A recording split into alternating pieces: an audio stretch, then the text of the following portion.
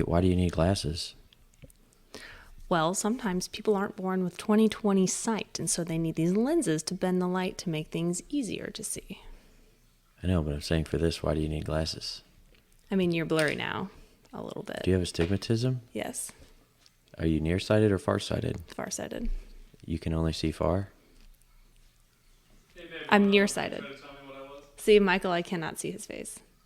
We probably have the same thing. Probably. We're quite related. That's unfortunate. I'm nearsighted. Yeah. I can't see far away. Okay. Right. And I have an astigmatism. Yes, so do I. It's terrible. Mm-hmm. Thanks, Mom and Dad. I think it's Dad, unless Mom pretends that she has perfect vision. It's been blurry her whole life, which I could see because she hates going to the doctor. Yeah, that's a sad truth. I think Mom hides a lot of things, but Probs. we don't know. Hey, you know what I was going to write on this, Michael? Hiya, buddy. With a little hot dog guy. Anyway. That was our note that Claire wrote us for me and Michael to wrap it up because company was coming over. Wrap it up. I would have drawn like a little tortilla, like a little burrito type thing because you got to wrap those up. Or condom. Okay. Wrap it up. Yeah. Well, don't be a fool. Wrap your tool. There you go. Unless you want kids. That's Then true. Don't wrap it. Unwrap it. Free it. Mm-hmm. What do you So think what's up? What do you think about my son? He's pretty wonderful. I mean, you stayed at our house for like 2 weeks to try to wait for him to arrive, God. and he said, "Nah, fuck you." He was I quit." hiding. That was so awful.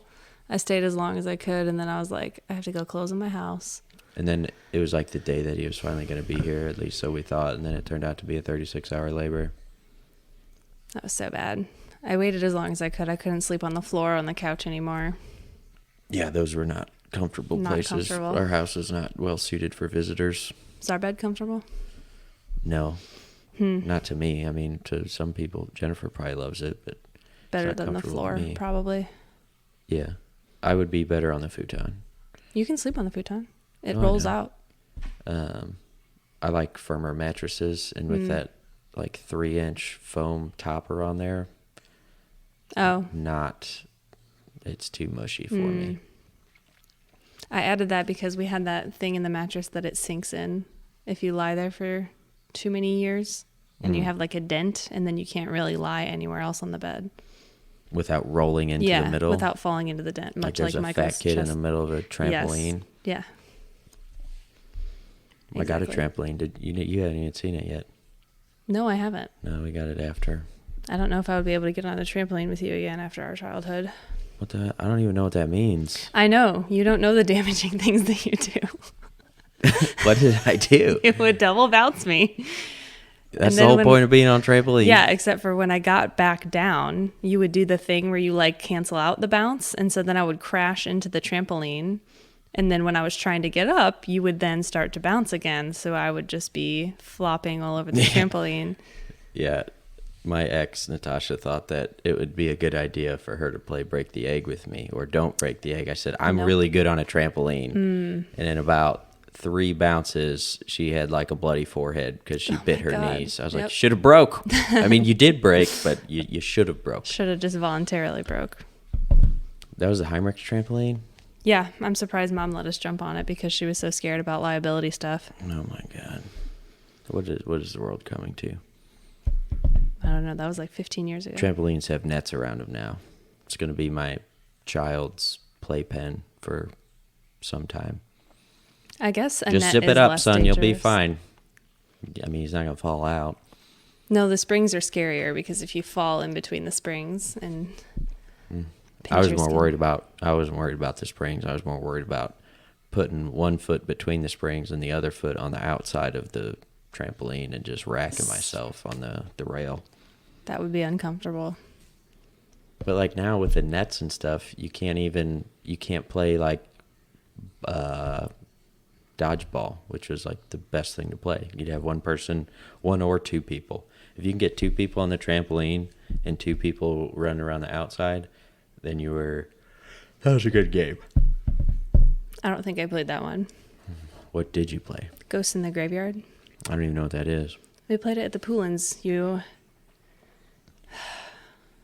I can't quite remember the rules. I think it's kind of like capture the flag and tag combined. Like the porch is base. And then you have people counting 1 o'clock, 2 o'clock, 3 o'clock, rock, 4 o'clock, 5 o'clock, and they go to midnight. That's a song, I thought. I mean, it's part of the game that we played. And then you go hide, and then you try to capture the ghosts before they get back to base or something like that. I can't quite remember the rules.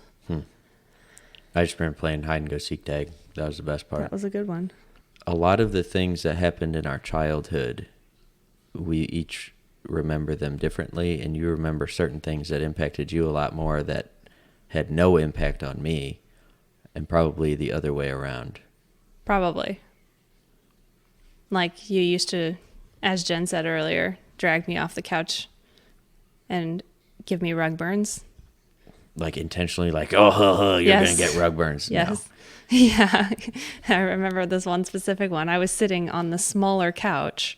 There were 3 couches, and there was a medium and a large. 3? Yes. We never had 3. Mm-hmm. We had like a love seat, a single person recliner, and then like a 3 cushioned or couch. Either way, I was sitting on the smallest of the options, and Was you it the came spot into that the I room. always sat in? I don't know. You came into the room and said, "I want to sit there," and I said, "Why? It's the smaller one. You have the larger one available." And then you grabbed me by my ankle and dragged me around the carpet and gave me rug burns, and then took my spot. I probably just pulled you off the couch and you're dramatizing it. I'm not. I got rug burns. I remember. Well, I'm not saying that you didn't get rug burns, but what I'm saying is it probably wasn't like, I'm going to drag you off the couch so you get rug burns. I felt targeted. You don't want to move. I have the ability to move you, and so that's what I did. Bully. Probably. I don't know. I don't know why. We never got along. No, we didn't. We get along now for shorter spurts, Mm-hmm. but if we're around each other too long, we say things that rub each other the wrong way. Yeah, I think that goes for most people. Yeah, but like with us, it happens much faster than with most people. Yeah, because I think a lot of stuff that you say rubs me the wrong way. Yeah, vice versa. So there you go. Like, I'm not allowed to say anything about what my wife eats or how she eats when she sits there and says that she wants to eat better and she wants to be better. And then when I do that, I'm the bad guy because you don't know our relationship. Yep. And it bothers me because I don't say anything about your and Michael's quarrels at all. Yeah, but ours are more of like jokes. Like they're not actual quarrels. Ours aren't either. They sound pretty real to me. I mean, never once is Jennifer like, no, I'm fine. I can eat whatever I want. I know. That bothers me too. Because she knows that she should be eating better. Normally, she eats better. And I understand she's on vacation. And so sometimes I have to remind her. And if I'm telling somebody, hey, I want to be working out in the mornings, then I would hope that they're helping me work out in the mornings. Whether that's being stern with me and saying, hey, you need to get out of bed and go downstairs and work out because that's what you said you wanted to do. Then that's what I would expect. Like, that's the only reason I do it is because if I was in that person's shoes, that's what I would want somebody doing for me. See, I think that's where we differ because I wouldn't want someone policing me. If I'm like, oh, I need to go work out in the morning and then I don't do it, that's on me. I don't want to put the responsibility on Michael to be like, hey, you should be policing me if I don't follow through with what I say. So I think that is just a fundamental difference between who we are as people. If I mess up my own stuff, that's not your responsibility. If I had come up to Michael and been like, hey, make sure that I get up in the morning, and if I don't, beat my ass, and then he did, that would be different. Now, if you say you wanted to go work out in the morning and you didn't, it's on you. But then later that day, you're bumming because you didn't go to the gym. Like, does that ever happen? Because that's what happens with her, is she'll be downing herself about, she should have done this or she could have done that. And so then if I don't say anything, then I'm a jackass because I'm like, oh, why? Oh. Because I want to help her. I want to help her achieve her goals and become a better person. Like, hey, that's hot, but you don't say it, and then somebody burns themselves. Like, Okay, well, that's a little bit different, I think. I mean, It's like nobody an wants to go immediate get danger. burnt. Yeah, but it's going to be just a minor thing. It's going to be like a little, not like a I third think degree burn, and you got to go get your hand rewrapped we in new do skin. we do have that where I'll be like, oh, I didn't work out today, and then he'll be like, oh, bummer, and like that's the extent of it. But it's on me. I think I feel self-disciplined enough where I beat myself up enough that I don't need him to also beat me up about it, and I don't want it. The other thing that goes along with the diet stuff with Jen right now too, though, I get where you're coming from, and I totally understand that. And she knows that I have a lot more self-discipline. So with how I am with my diet, I tell her, I say, hey, these are the things that I need help with. Don't let me overeat peanut butter. Like, you see me, it's bad. I have a strange addiction. You have an issue. Yes. And, so, and she doesn't do the best job because she doesn't pay attention to me. So now you're policing her policing. No, I'm just saying that, like, I have problems, and I wish that she doesn't pay attention to things like I pay attention to things. Like, she's not, I'm very aware. Like, I was in the other room. I think the word you're looking for is hyper aware. Yeah. And like, I was still listening to all of your guys' conversation out there while still doing my own thing in the room. And I don't know. It's a positive and a negative that I can pick up on a lot of different things at the same time and have hyper awareness, as you say. But it's also a downside for very many reasons, because sometimes I can't focus on something. Like, it's very hard for me to sit down and read. Like, it has to be very, very interesting for me to actually try the Harry Potter books, man. They'll suck you right in. I've already seen all the movies. So. The books are so much better. They miss out. The books have like 35 more characters that they don't even mention. And anyway, you should read the books. So the other thing with Jennifer right now is that when she goes off track with the diet, it messes up little man's schedule, because he gets a bellyache, he gets whiny, fussy, cryy, gassy, bloated, and it's impactful to our family right now when she goes off track. I mean, that's fine. I can't stand the bossiness, because she got bossed around by her dad as a child, and I always was trying to stand up for her. And so I just get this, like, it just pinches a primal nerve that I need to. And if she really wants to do something, she does it, but I still have to be pretty blunt about it. Otherwise, she is too lax on herself, and then she can regret it. At least that's the when we've talked about it, that's how she feels. I get it from the standpoint of not wanting your son to have a tummy ache. Yeah. Or if she had said, hey, I want you to police my eating.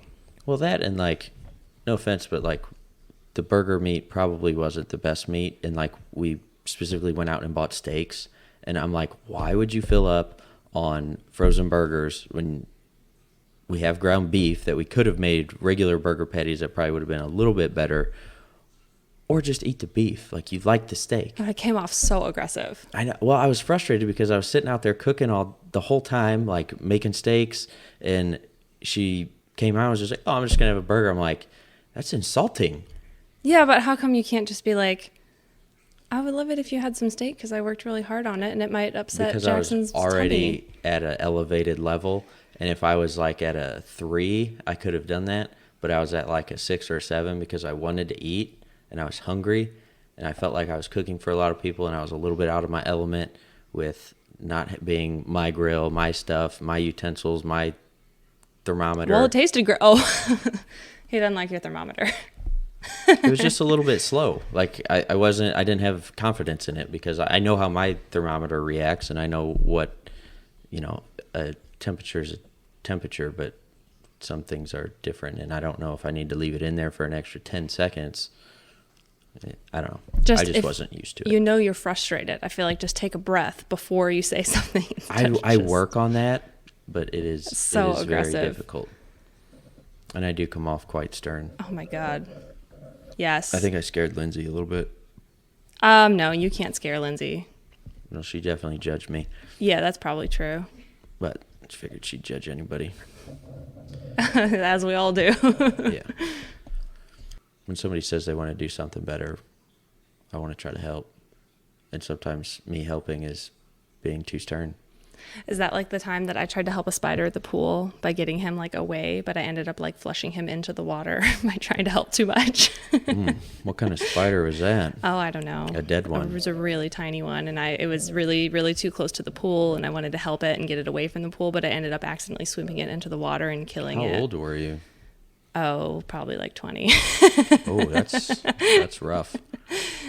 Yeah. You guys have some weird spiders here. You Do guys we? had spiders in your washing machine.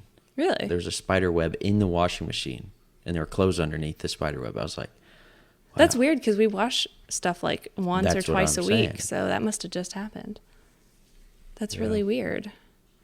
I put a lot of effort into saving the spiders because almost all of them are very good for the house. Well, yeah, except for like the poisonous ones that, I don't know. You know Venomous. those, what's the difference? Poison, you consume it and then you die. Venomous, it bites you and then you die. So like a snake and a bee inject venom, but a frog that you would eat is poisonous. It's cool. Learn something new. There you go. Oh, Mo just got Maybe the the crap fridge is scared out leaking? of him. You want to check that out? Or it just turned on and freaked him out? Yeah, he looks like he's looking at it just intently. I can't see if you have a disgruntled look on your face because I had to remove my glasses. So I'm Ooh, just let's going to see if- assume that you're cheery. Let's see if your glasses prescription. I think we tried this one time. It's and close, you but- said maybe. I think one eye, yeah, right eye's perfect. My right eye is my worst eye. The other one is better. Oh, that's hilarious because my left eye is my worst eye. Try the other lens on the other eye. Upside down? Yeah. Left's good, right's bad. So whatever your left eye is not right for my eyeballs. My right eye is my very bad eye. So that means that both of my eyes Or my worst eye. are your worst eye. Yeah. So my vision's worse than yours. Yeah. I had this thing when I was younger about not doing anything artificial. Like I resisted having glasses. I didn't want braces. And now you have glasses and you have And braces. I had braces and I colored my hair for the first time this year. Yeah, it's weird. I'm very natural too. Like I have glasses, but I rarely wear them. Oh, I love wearing my glasses. It makes everything so much better. Yeah, it's incredible. Especially it if sucks. I have to do surgery at work, that becomes important. But I mean, everything's like right in Wait, you're front. nearsighted. Yeah, so everything's you don't right in need front. Glasses. But I still find myself at work like holding the clipboard very close to my face, even though I can see fine. It's one of the worst feelings, losing your sight. Yeah, it sucks. Especially like you get glasses and then as you get older, your lens hardens and then you need like more glasses Yeah. on top of your glasses. And people that pay thousands for LASIK end up needing glasses anyway because their lenses get harder. Yep. I talked to the optometrist about that last time I was in there. They used to call me Eagle Eyes, Who? the family. I used to be able to see real good. Our family? Yeah. They called you Eagle Eye? I don't think I participated in that. I think it was when I was younger, so you were even younger. And Were you so, like really good at I Spy or something? like I could just find things. Like somebody'd be lost looking for something and I'd Oh find my it on God. the ground. What? It just reminds me of Michael when he's looking for something. If I ever want to hide something from Michael, I would just put it right at eye level. You can't see it. It happened the other day. I was trying to find Mo's Happy Time medicine. What does that mean? It just means I needed to take him to the vet and I needed to give him some meds to chill out and Happy Time medicine. little Happy Time medicine. Sounds like something you Happy give days. a bull or a horse when you're about to finish him off. No, he was not being finished off. He just gets really floppy. But anyway, it was right, and it was right where I said it was. I was like, it's in the bottom cabinet in the box. And he's like, I didn't see it. I can't see it. I'm like, if I go over there, and he's like, I guarantee it's not, when it was.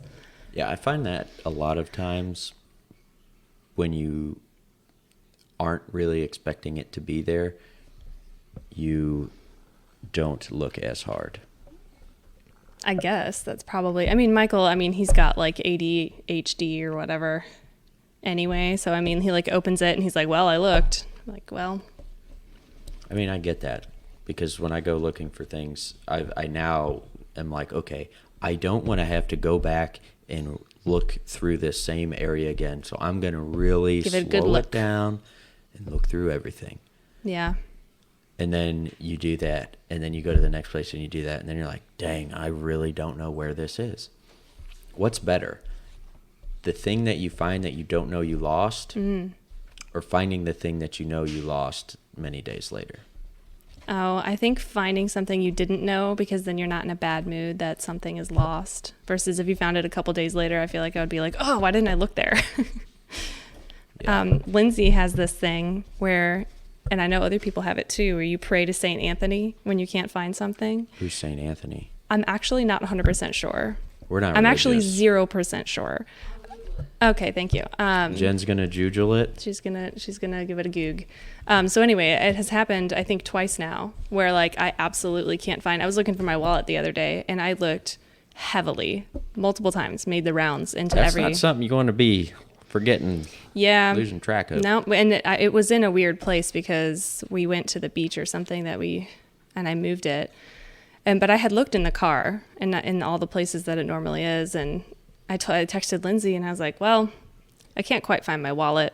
She was like, pray to St. Anthony. And I was like, okay, I'll do it. And then you say, what'd you say? You say, dear sweet baby, St. Anthony. No, there's a thing that. Saint for the recovery of lost items. There you go. He's the saint for the Patron recovery saint of lost items. So you say, dear St. Anthony, Michael, what is it?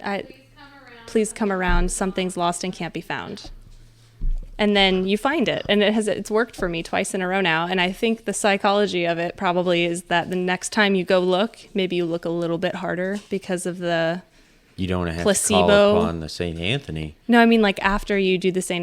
Anthony thing, it's like a placebo of like, now I'm gonna find it. So you're like, you do a better look. I don't know, but anyway, it's worked. taking your brain off of it. Like, oh, I don't have to find it now because this St. guy's Anthony gonna will find it for me. But yeah, it's worked twice in a row now. So there you go. That's all you need. Do you know how I found out that my vision was crap? How? Playing the damn ABC game. In the car? Yeah. Oh, wow. Were you losing or? Well, somebody called a letter on a billboard. I'm like, you can read that? Oh, no. Dad's like, yeah, I could read that like half a mile ago. It's like, oh. You're like, there's a problem. Dang. And then yeah. I tried to get contacts, and I wore contacts driving home from Chicago once, and I had to pull over because I guess I'm sensitive to light, and the sun that day was very, very bright. I did not have sunglasses. Yeah, I was going to ask about that. And, oh, man, my eyes were just watering. They hurt. And you took out the contacts and it made it better? Yeah. Have you tried more than one kind of contact? No, that was my only experience, and it was 10 years sad. ago. Contacts are awesome. It was more than 10 years ago. So you don't have any contacts at all now? No. That's really sad because I had this similar experience in the car, and when I realized my vision wasn't very good. How did you find out? I was driving and I was lost, as I often was. Nighttime? It wasn't nighttime, but I was doing, back before you have internet on the phone all the time, I had to call Dad and describe where I was so that he could go on the computer at home and find out where I was and direct me on how to get home. And this was in St. Louis? Yeah, I was like 16, and I don't think I ever got lost when I was 16. Oh my God, I got lost when I was 20, and I can't do the direction thing. But anyway, I told him that I was at Davies Avenue, and he said, Davies? And I was like, yeah, I'm pulling up to it right now. I'm passing it. And he's like, just get off there. And I'm like, all right. So I go to pull over. And when I get like almost on the sign, I realize it says Bowles and not Davies. And I was like, oh, no. Hey, Dad, I'm sorry. Oh, there has been a problem. So that's how I found out. That's how you keep getting lost. You just keep reading I know, the wrong right? signs. Yeah. But yeah, when I went and got my contacts, they gave me a kind to try. And he had a hell of a time trying to put them in because the doctor was trying to put it in my eye for me, which I did not prefer. I mean, I let him try because, it's his job and all that. So, and then after he tried like a couple of times, he was like, wow, you have a very strong blink reflex. And I was like, oh, thank you. I do CrossFit. I work on that. That's one of the Metcons. Do 100 blinks 100 in blinks 5 for time. seconds. Yes. Pow, pow, pow, pow. So then I was like, can I just try it myself? And eventually got it in there, and they were very uncomfortable. I could only wear them for like 30 minutes. And I tried it he told me to try it for a certain amount of time. So I did. Uncomfortable in what way? Like, I was very hyper aware that they were in my eye. Like, Did felt. it hurt to blink? It just felt like it didn't necessarily feel like there was a hair in my eye. It just felt like there was something, I don't know. On your It was my eyeball. eye was just uncomfortable. And so I ended up taking them out after about 30 minutes, and I went back to the doctor and he was like, "Did you get to wear them?" And I said, "Yeah, well, I can only keep them in for 30 minutes at a time." And he was like, "Really? Well, it should be like once you get them in there, you should be fine. And like once it's in there." And I was like, "Well, that is not the case." So he gave me different ones that are like have a wider circumference or whatever. They're bigger, and those were so much more comfortable. Surface area on the eyeball? Yes, and I got those in, and it was like I forget that they're there. They're so comfortable. So maybe you just need a different kind. Yeah, my friend Ron, he shoots guns a lot, and he has an astigmatism, and he also has some other eye concern. But he was telling me that to fix an astigmatism, the contacts are weighted.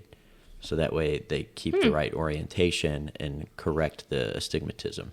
Oh, but I don't have are they called toric lenses? I don't know what that means. It means that they're special for an astigmatism. Then And that's probably the what it doctor is. said that I have one, but that it's like extremely minor. So because those are more expensive lenses. So he just said I can get away with the other ones, and I do, and it's fine. Yeah, when I look at signs at night or taillights at night, it looks like if you were Like a starburst. Well, it's starbursty, and it's offset down and to the left. So it's like a 730 position. Yeah. It's like a faint image of the taillight off and to the left. I feel like you should give the contacts a try. I The probably toric need to. lenses. They're so comfortable once you get. I mean, I called Jen about it. I had a panic. It wasn't really a panic moment. It was more of like, all right, I just need to take some deep breaths because I couldn't get it out of my eye because my eye it didn't have the callus built up that you get on the eye to get used to having the contacts. And I couldn't get it off of the eye. And so it was kind of like I was 'Cause it was uncomfortable. hurting? No, my blink was too strong because that reflex was still really strong. So I would go to get it out of my eye, and then I would like blink, and I couldn't grab it. And so I kept trying to grab it, and I couldn't. And I was like, Just don't blink. yeah, I think I had to have Michael try to help me get it out of my eye. And then I was Get out like, the clothespins, honey. We're pinning these babies open. I had to like spray it aggressively. It was a whole thing. That was like a weird kind of claustrophobia where I like couldn't get the contact Get off the of my super eye. soaker, fill it with saline, super and soaker. shoot it in my eye. That's what I needed. I eventually got it off of there, and it was fine. But that first week was a little bit rough. Only took a week to get used to them? Mm-hmm.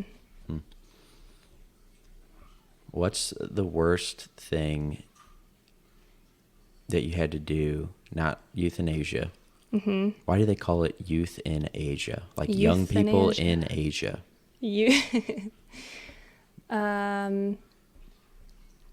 You, you means like self. Oh, you're actually breaking this down. I Yes. thought, okay, let's hear it. I don't actually know why it's called euthanasia, but I'm guessing it's because like the U part, the EU is kind of like self, like a eukaryote is.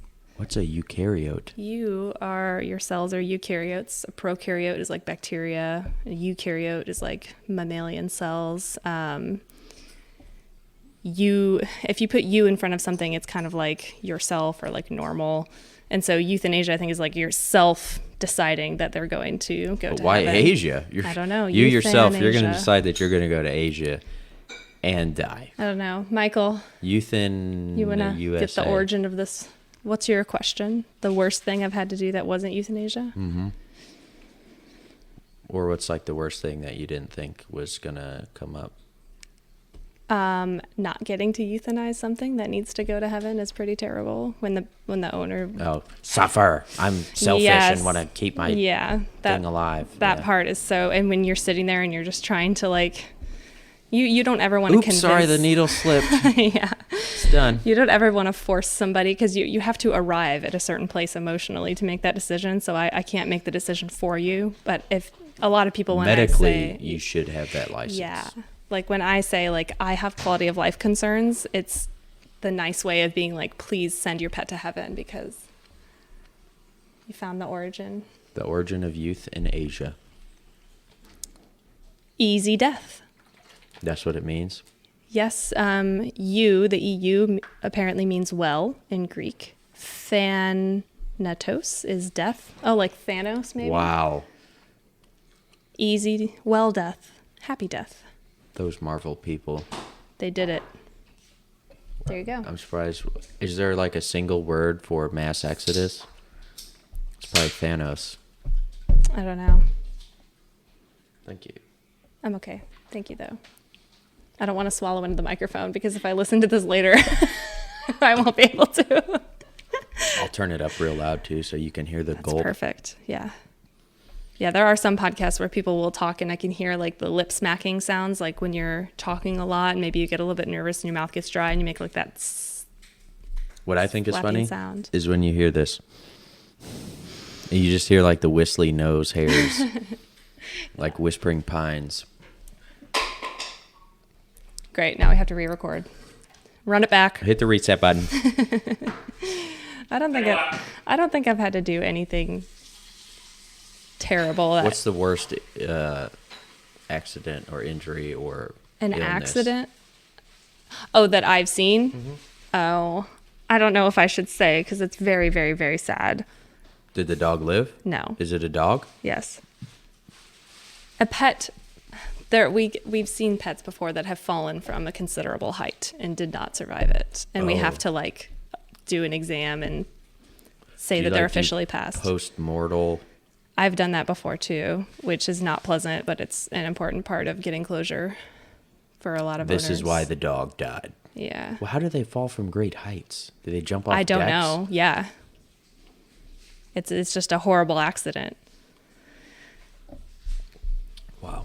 I know. That was probably I did. So animals falling from heights. Yeah, that was bad. Or like I saw one, a kitten, not at this clinic, but a kitten that got accidentally put in the dryer for 20 minutes. How the hell? Well, I don't know. they're a cat. So. I mean, they sneak in. They are very sneaky. And then if you hear something clunking around, you're like, whatever. Yeah, Tiberius was in the bedroom somehow. And I know, I'm like, they do when that. Did you get in They're there? very Have you been stealthy. in there for hours?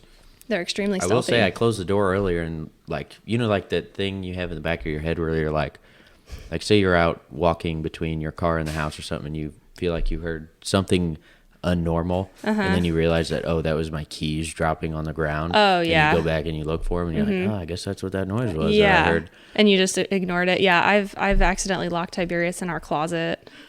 And I just was trying to fall asleep and I felt very uneasy. For some reason, I was like, okay, I feel like I need to go check on the cats. And so I went and I couldn't find Tiberius. And then You started panicking. I usually don't panic because they're either in the house or they're not. And, if they're lost, they're microchipped. If they're in the house, I'll find them. So it's whatever. But I did find him in the closet and I was like, thank God that, he would have been fine, but it would have been 8 hours in the closet. That would have been terrible. He would have fallen asleep and been like, oh, hey, you're here. Good morning. Okay. The one that did scare me, though, was I did find Mo in the closet inside of a suitcase that was closed. So he could have lost oxygen that way. It was like a suitcase that had stuff on it. So he had to like squeeze himself into the suitcase. And I have not a clue how or why he decided to do that. But Michael and I couldn't find him. And we looked everywhere, even in the weirdest of places. And then I don't really know how we found him. I think maybe he was meowing or rustling around in there. And I was like, how in the world? So now I'm very diligent about making sure that all the cats are, we call it getting a V on the bees, getting a visual on the boys. You get a V on the bees? Yes, I did. You got to get a V on the bees before you close anything. Wow. And that's how it is to have a cat. That's almost a TLA. I don't know that one. 3-letter acronym. 3-letter acronym. There's lots of TLAs. I learned this from my friend Ron I've never Bohm heard this. Of a TLA. Mm-mm. OMG. Ah. MFer. LOL. Exactly. so do know what they many are. TLAs. And Ron learned it going to a mouse class. It's a Mouse class? robotic grinding machine. Okay, do you know what a bench grinder? Let's rewind. Do you know what All I'm thinking of is like grinding at the the P. club. Diddy boat dance? No. I know what a bench grinder is, yes. So you know the big grinding stone on that. Sure. Now make that way bigger, like 24 inches, and then attach it to a robot, and it can grind things. Sure. All You right. tell it what to do. So he was going to a class to program those, and you look like you were telling somebody a secret, but you were I was just burping just trying to off burp away from the microphone. Done that many times. They can probably still hear it. But the teacher was like, okay, first we all need to learn our TLAs, because apparently everything for them is like it's the brand. I think it was Mouse or Kuka. I can't remember, but it was like, I'm drawing a blank on what the last two letters were, but basically everything started with an M, and then it was like robot arm. So it'd be an MRA. Or the robot head, and it'd be a MRH. Oh. And so that's how they labeled everything in their description of It's programming. like different the parts. language. Yeah, it was their own special language that Yeah. they basically just made a bunch of TLAs for. Yeah. That's then like, yeah. I went get over that. and worked at Ron's house on his bathroom with him, and we just started noticing that almost everything could be turned into a TLA, and it was pretty funny because we were just TLAing out the A. Everything. That sounds like something me and Lindsay would do. Yeah, that's like in vet med, like when Sarah and I were hanging out and Dad was there, and me and Sarah would have a conversation and be like, oh my gosh, yes, she came in and she was in cardiac tamponade. We had to do a pericardial centesis, and then we had to send her for a thoracotomy, and like all of these like. And Dad is, laughing his head off, like, yeah. you're making that stuff up, and like it really does sound made up. Yeah, some of like the smart technological scientific terms just are really ridiculous. It is kind of hard though, like when you have to try to translate between the words that you know and try to tell an owner what it means, because you end up sounding kind of like a dumbass because you're trying to dumb it down for them. Or you sound like a dick. Yeah, and that's the other thing too, is that like sometimes there's like a really fine line between being like, because usually I'll say both words. I'll be like, we need to go do a pericardial centesis, which just means we put a needle into the little sac around the heart and get some fluid out of there. And a lot of people are very okay with that because they get to hear the fancy word, and then they get to hear, or I'll say like edema or, fluid in the tissue. And I usually say both, but some people get very offended, and I've had people interrupt me and be like, okay, I actually babysit dogs, so I know what all this is. And I'm like, okay. Well, I'm now sorry. you're gonna get now you're gonna get the full story and not understand a lick of anything I'm about to tell you not next. gonna lie. You ready for this? I've done that before too, when people can be rude if they're if they're like a human doctor and they're like, I'm a doctor, and they're like very blunt and rude about it. It hasn't happened very often, but then I'm like, okay, and then I just say all of the jargon As quickly as you can. Yep, and I don't filter any of it, and this is what we're gonna do. Were you good with that? Okay, thanks. That's what we're doing. We're gonna do a pericardial centesis, and then we're gonna make a window in the pericardium after a thoracotomy, and then we're gonna put her in a chest tube and a thoracostomy tube, and they're gonna be like, Yeah, I've done that before. I listened to a podcast, and one of the hosts on the podcast was like, I need to say something on air, and it was about, I think, H&R Block or something, and it was the typical, hey, I'm trying to get this tax information so I can do my taxes. It's kind of urgent. And the guy's like, oh, can you like try again in an hour? And she's like I can, but is something going to be different in an hour? And he's like, no, it's not on your side, it's on our side, so we should be able to get it fixed. And she's like, no, I need to talk to a manager. And then he's like, oh, okay, yeah. And then she was pretty sure that he just switched her to his friend in the next cubicle over or whatever, and was like, yeah, this is so and so, okay, And then she started explaining her problem, and then it went to the customer service review. Like, Oh. can you leave us a review? Oh. How was your service? And she was mad enough to say something bad on the air Wow. about him. I was like, you just never know who you're going to run into or who you're going to talk to. And customer service is one of those very, very dodgy games. You have to be polite almost all the time. Oh my gosh, yeah. It is very difficult. That's true. What time is it? It's 8:19. Feels like midnight. In St. Louis, it's 7:19. It's only a 1 hour difference. And then California is 3 hours behind Well, us. from here, Yeah, and then two behind from St. Louis.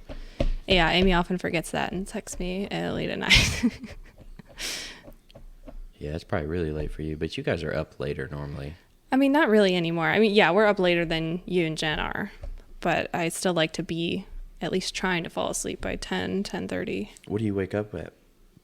What time? Usually between 6 and 7.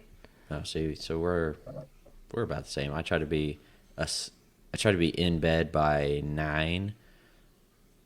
I really try to be in bed by 8:45. My alarm to go to bed is at 8:29, and that says, "Hey, get off the couch, get off the TV, get off the phone, go brush your teeth, go do some breathing or something in bed, go get the bed ready if you have laundry on it or something." But yeah, I try to be asleep by 9:15, and then I'm usually up by 5:30. The only time that it's different is if I want to do CrossFit at 6:15, and then I'll wake up at 5:45 and leave But at 6. do you go to bed earlier then? I try to. A lot of doesn't work times, though, does it? A lot of times, if I know that I have to go to sleep, like, hey, you absolutely, like, if I have work at 7, which doesn't happen very often, but like, you have to get that sleep, and I'm like feeling awake still, I will take half a Benadryl so that like an hour before bed, and then I can fall asleep so much easier because it makes me less fidgety in bed.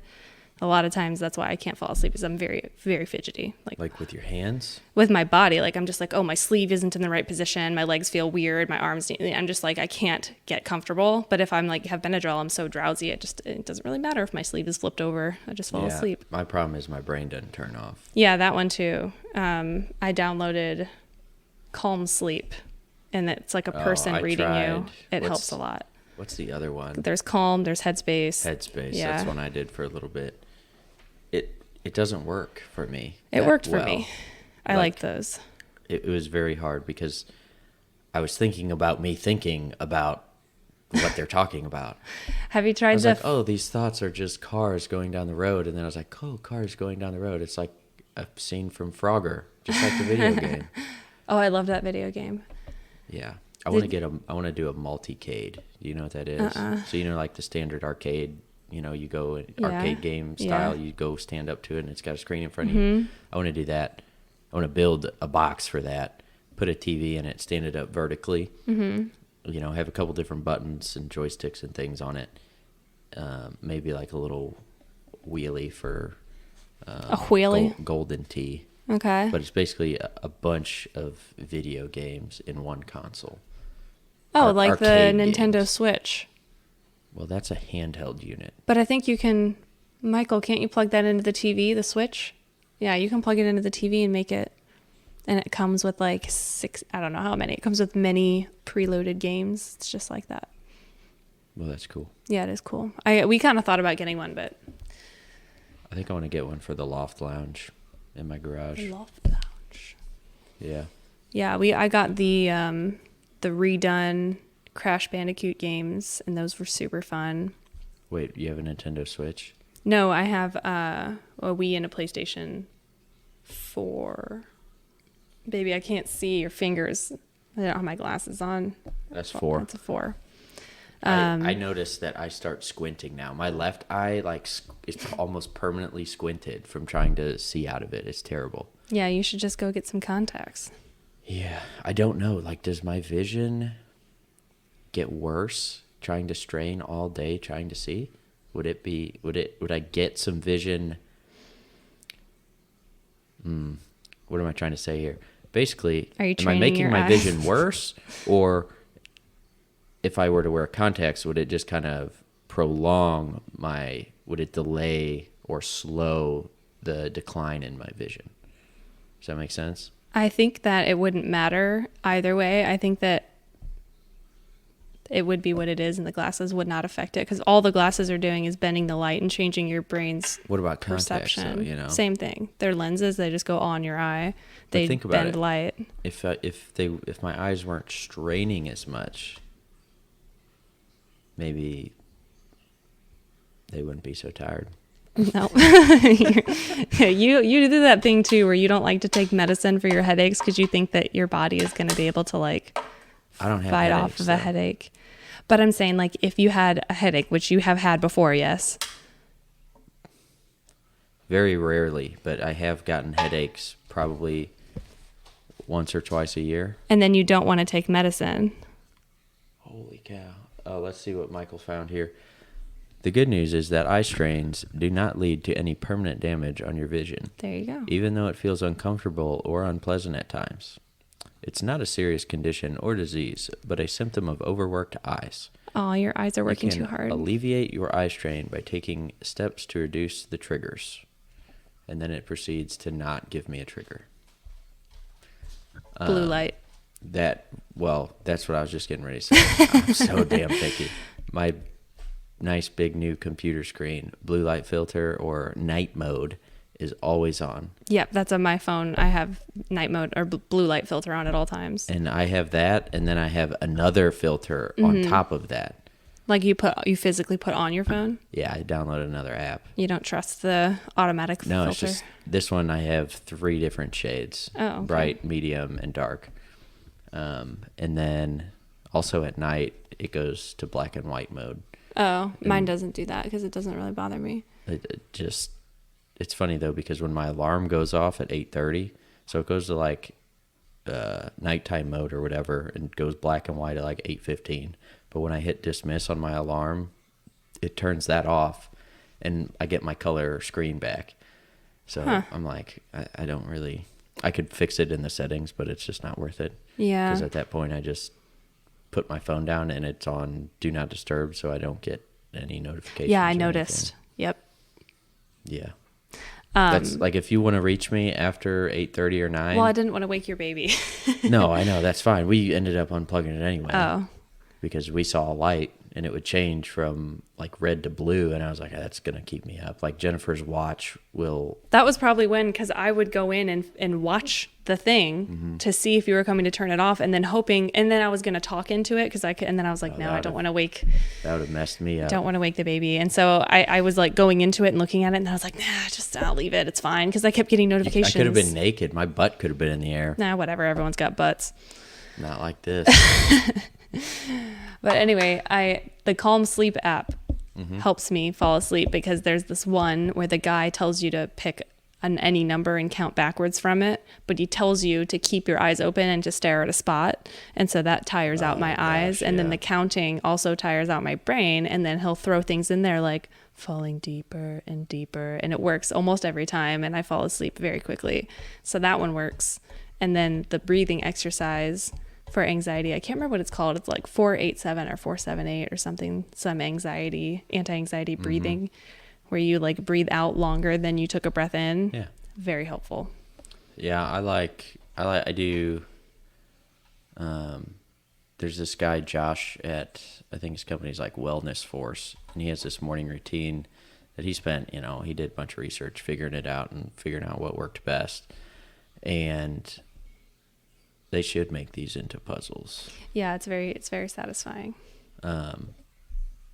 This is a felt snowflake placemat on my sister's table. But the morning routine is basically, I kind of want to pull my phone out so I get it right and I don't botch it. But I'll skip it. But it's basically, you do some sort of stretching, yoga, something. You do breath work. When I said stretching yoga, I really meant like meditation. Oh. But I also throw in stretching. Maybe you do. I think he actually does say do some sort of physical activity to help open up your chest and your hips again from sleeping.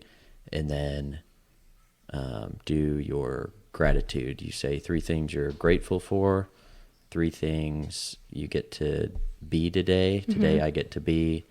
And then what was the first thing I said? Stretching. Sorry, the Grateful. first.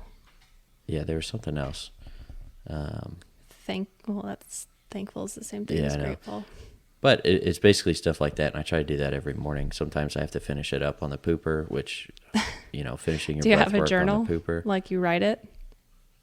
I don't actually write it. I say it to myself Oh. out loud and in my head. But yeah, it's basically I'm thankful for this, or I'm grateful for this. Today I get to be this. Today I get to be this. Today I get to be this. I write mine, but I do it at nighttime, not in the morning. But see, I've also found out that, so I'm getting out of my crappy routine that I got into through the holidays to where now I'm waking up, I'm doing my workout, and I'm starting my day. And that really has taken off with leaving my phone. Like, don't even look at your phone until you get your workout done. At least for me, that's what's been working, because there's no point in me to go look at it, because everything in life is just distractions. And that damn device is the biggest distraction. You can get on there and I'll be like, oh, I need to go look this up. And then I open my Google Chrome and it's like, oh yeah, I was looking at this. Oh yeah. And then next thing I know, it's 10 The rabbit minutes hole. later and I'm like, You didn't do the original thing you meant what to did do? I want to do on this thing here? So just trying to stay off the phone and there's my 8:30 alarm. For getting ready to go to bed. Yep. I have an alarm for waking up. I have an alarm for breakfast. I have an alarm for dinner. I have an alarm for... Why do you have an alarm for the food? Do you forget? Just as a reminder, like, hey, more so if I'm out in the shop working, Oh, like stop what you're doing and go eat. I need to go eat. Yeah. Whether I'm hungry or not, I'll just eat less if I'm not hungry. But if I wait until 6:30 or 7 to eat when I get done working out in the shop, I don't sleep good. Oh. It's hard for me to sleep because then I get all that energy from eating. I'm like, oh, hey, I'm recharged. And I'm like, oh, great, it's 8 o'clock and I need to be chilling out to go to bed. And if I'm really not hungry and it gets too late and I'm really into something, I just won't eat. Yeah, I get really bad about eating at work, like really, really bad, and Like drinking you water. eat too much? No, like I don't eat anything at all, and I don't drink anything at all. Like I'll bring like a huge thing of water, and I'll like set it where I'm working, but I'm just like so freaking busy. I'll be like, oh, I'll be like literally on my way, like, oh my God, I haven't had water in like 3 hours. I need to go drink water. And I'm like on my way to go get water. And then someone's like, oh, Dr. Vani, can you blah, blah, blah? And then I get distracted. I'm like, yeah. And I leave. And this happens like the whole day where I'm like, I need to go drink water. Oh my God, it's been so long. And I go to do it. And then someone, can I call in a room for you? You should wear a Camelback. I know, I thought about it, like not seriously thought about it, but I'm like, oh my God, if I wore a Camelback, I'd be so much better. And like some days are better than others, but like I had a day last week where I had absolutely zero water for the whole entire shift, the whole day. Yeah. And then I got home and I was like chugging water, trying to catch up with all the water loss. And it's just impossible. You just pee out whatever electrolytes you got left. And then in the morning we had a really hard CrossFit workout that was like very, very long and difficult. And then by the end of it, I was like, oh my God, I'm so dehydrated. I'm going to get rhabdoed. You're like, I forget what percentage. It's a ridiculous percentage. But when you're, I don't know, a little bit dehydrated, your strength goes down by like 50%. Yeah, I believe that. And your percentage hood for injury goes way up as well. Yeah, I believe that. Our gym is having a 100 ounce per day challenge where you're supposed to drink like 100 ounces of water a day. And I'm like, my challenge to myself is that I just drink at least like 32 ounces of water. I try to drink 3 of my 32 ounce because that's what a woman apparently is supposed to have according to the Google machine. Yeah. So I try to drink 3 of those, but work just gets so freaking busy. And then with lunch, like I do okay with not eating, like it's not that big of a deal. But the water thing is a big deal. Yeah. When I switch my diet, not eating is a fine deal. But if I am on a carb diet and I don't eat, it's a bad deal. Yeah, I usually do okay without food. Like in vet school, I had a hard time eating and drinking as well. I mean, it was easier because, you know, we had like little breaks throughout classes and stuff, and like forced breaks, and where I could get food. But, you know, the water thing was hard. Do you But work, I can, huh? Do you work 8-hour days? Usually they schedule us for like 6 or 7, but I end up working like 8 to 10 because it's you just been salary? busy. Yeah. And they only schedule you that many, knowing that you're going to work more? I guess so. I mean, I don't know what the strategy is, but like all of us stay Who after gets to make the schedule? the manager. I guess they're a doctor. No, I don't understand how that works. she's Is she the office owner manager. of the business? No, the owner is a doctor and hired a manager. So she makes the schedule. That makes sense now from that perspective. Yeah. I like the schedule because a lot of people don't, they like to have like the same day every day, but it bothers me doing the same thing every day. So I like having mixed up stuff. What does mixed up mean? Like one day I go in at 9, the other day I go in at 2. Like my schedule is never the same. It's not consistent. It changes constantly. I never know what I'm doing. I have to look every single day to find out what I'm doing the next day. But Have I you like that. ever had a job where you have the same thing every day and you can like get a routine down? It doesn't really matter now because you don't have, no offense, but you don't really have any obligations like No. kids or kid. I'm trying to think. Did I? No, because my first job was at a yogurt shop, and that was random hours. Yeah, it's retail. Yeah, and then no, I've never had a job that has been like every day you will come in at 9 to 5, and that will be your job. I've never had that, but I like it that way. I mean, that's been my whole life too. Where you know, I live in Missouri, and then I go and live in Louisiana, and then I go live in Missouri, and I live in Florida. Like moving around, changing, constant change. I like it. I don't like getting stuck and doing the same thing. I just get really bored. Yeah, I know all about that. That's why I've had so many jobs. Yeah, I get very, and then, you know, I like having the mixed up schedule, and, you know, I've had comments from people who are like, aren't you, you know, don't you hate having like a random wild schedule? I'm like, no, keeps me on my toes. It keeps me on my toes, and it just keeps things interesting, and I don't get stuck in a rut, I feel like. Yeah, what bothered me, there's ups and downs to both, but when you start working a schedule and you get into that schedule and you like it and it works for you and your whole routine, your daily routine, pretty much your life revolves around that schedule, and then they screw it up by changing your hours or randomly saying, hey, you're going to work an extra 2 hours a day and do a 10-hour day, then it becomes a problem. Now, if they say, hey, you know, we're ramping up, we're going to be doing long days for probably a week or two, that's okay. But I didn't like the rest of the work that would come at the end of the day, and then they would force you to stay late. That's the part I hated, was never knowing when you're going to be done. Yeah. Like that's true. that's not right. You don't go to work and then just be like, well, I don't know when I'm going to get done. Like I have a shit ton of other things to do in my life that don't involve this job.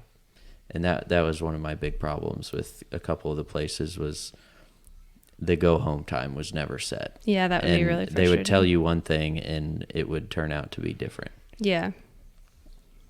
But once you do get in, if you ever do get into like a routine, like say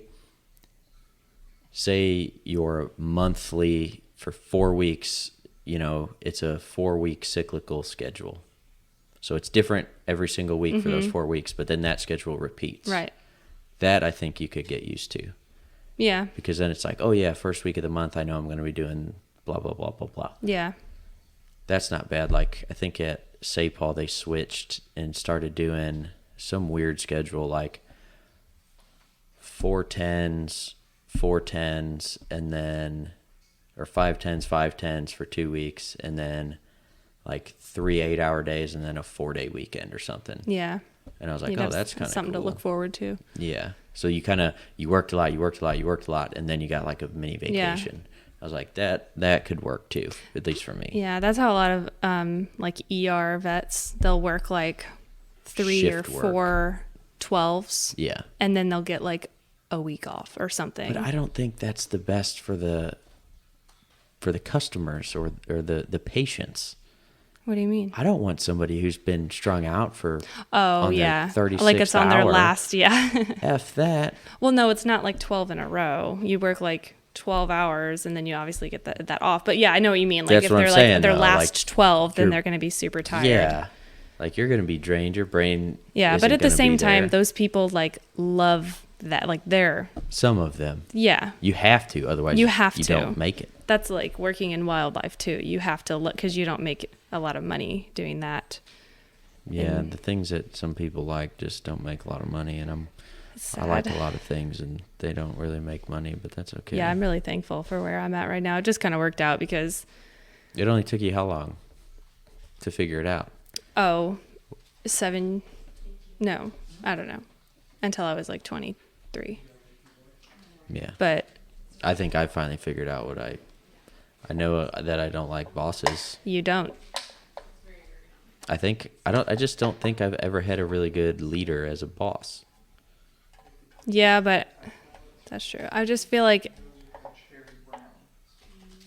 all of the jobs you've had, like I feel like if you worked in the medical profession or something like that, like to be a leader in that area, you have to be like very well organized usually. I don't know, maybe not, but So are you saying that the medical managers, the managers who are in the medical business, are more leaders than the leaders that I've been? in my experience, I feel like that's probably true because Yeah, I've had. that's what I'm saying. Is Yeah, I don't think I've had good management. Yeah, I don't think I've experienced it. Jennifer was talking on the couch the other night. She's like, yeah, this employee came to me and said how thankful they were that,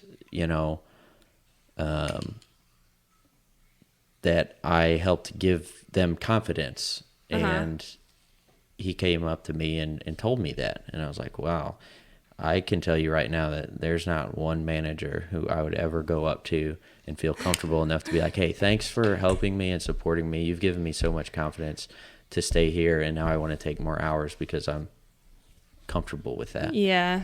I feel I got so lucky. I was one of those students in school where like the You're people a would brainy. Well, You're a that- book smart person. Yeah, people would say like, okay, you go to school and then you go to college. And I would be like, okay, that's what you do. And then I did that, but I just got lucky that the thing that I love to do happened to line up with what I was told you were supposed to do. I was told as a young child, you're supposed to go Right. to school, you're supposed to be good at school, you're supposed to go to college, and then you're supposed to go to some post, whatever, and use your degree. And I believed that and just did what I was told, but it just so happened that what I loved lined up exactly with what they said. Yeah. Because most people, it doesn't work out that way. No, like me, I'm definitely not that. I knew I didn't want to go to college. I didn't like going to school. Well, and it's rude that teachers and other adults make you feel bad for not going to college when you can be And very good at what you do and not go. Like Yeah, they and I make you think- feel like a loser. it's Especially a messed in, up system. Yeah, in high school, they make you feel like you don't want to be that one that doesn't go to college. It's like, it's fine if you don't go. Like, just do what Especially you want to nowadays, do. like Yeah. you can learn what you want to do on your own. Like go Yeah. out. Like if you want to, I don't know, be a physical therapist, what are you going to do? You're going to probably, in high school, what you should do is go hang around physical therapists. Say, hey, look, I just want to lend a hand here, a couple hours after school, whatever. Go see if you like it. And then, yes, that's one of those jobs where you're going to have to go to school and you're going to have to take whatever classes and requirements there are to become one of those. But say you want to go be a mechanic or something, okay, go to a shop and just start working. Right. You start buying tools. Like it's that simple. But nowadays, like, oh, well, they got this job because they have a degree. Well, Jennifer doesn't have a degree, and she's better than some people that do have a degree. Oh, I Much would venture better. to say Like- most people. I mean, I've done a lot of things in my life, and I don't have any degree Yeah. at all. And I'm just like, I don't like taking tests. I'm not good at tests. I am smart with some things. I'm not smart with other things, and I don't try to be smart at them. I mean, like all of us, we all have our strengths. You're good at what you practice, and what you practice, you're probably intrigued with, and it's interesting to you, and that's why you do it. Yeah, I feel bad for people that don't like their job, especially. I didn't like a lot of my jobs. That's sad. I've liked them at times, but in the end, I would get bored. Like, part of me feels like I'm just a fucking complainer, and I can find a bad thing with anything. I mean, you can. That's true, though, a little bit with you. Well, yeah, but I mean, I don't know. I'm much happier now doing what I'm doing. So that's good. I always thought you would do well in the medical area, just because it's challenging and it's new and you're never done learning. There's always more. You're never just like, oh, you finish undergrad and then you finish med school and you're not done. That's like the beginning. Yeah, always learning. So I always thought that you would do well with like PT or something, or there's always a new challenge. It's never the same day. Speaking of like PT and stuff, so I finish my physical, well, I don't finish it, but my last physical therapy visit is next week. And then on Wednesday, and then on Thursday, I go see the spine specialist. Mm-hmm. And what he's going to say, because this is what we talked about last time, was if it's a muscular thing, physical therapy will fix it. But if it's not, then I want to do an injection in your SI joint and see if the pain goes away. And I can tell you right now, I'm not better. He said, if you're better with physical therapy, then we won't do this injection. If you're not, I said, okay, but what does better look like? And he's like, well, I said, because right now, I mean, I'm very uncomfortable sitting. I'm restless on the couch. Like, I'm always trying to get comfortable. And he's like, so being better is you don't have any of that. And the only time you have that is if you really go out and push it that day and do something strenuous. I said, okay, so maybe I just go out and do something strenuous every day. And that's why I haven't gotten better. But I've asked the physical therapist, I'm like, so what, is there anything I shouldn't be doing? He's like, no, I think you're fine to do anything. I'm like, okay. And I'm a little annoyed because the specialist said, I want you to go to this physical therapy clinic and see this doctor. And from day one, I have not seen that doctor. Oh, really? Did you ask for them? No, because he said he was going to put it in his notes. And I'm like, I'm going to let them do their thing. Maybe that's what I think the physical therapy place did whatever they wanted, or that doctor did not put it in the notes the way that he said. And at this point, I've been seeing the same guy for, 6 weeks. Oh my God. Yeah. Are you going to start over then and go to the other doctor? Well, no. So when I get back and he says, you're not better, I said, okay, I think I'm getting better.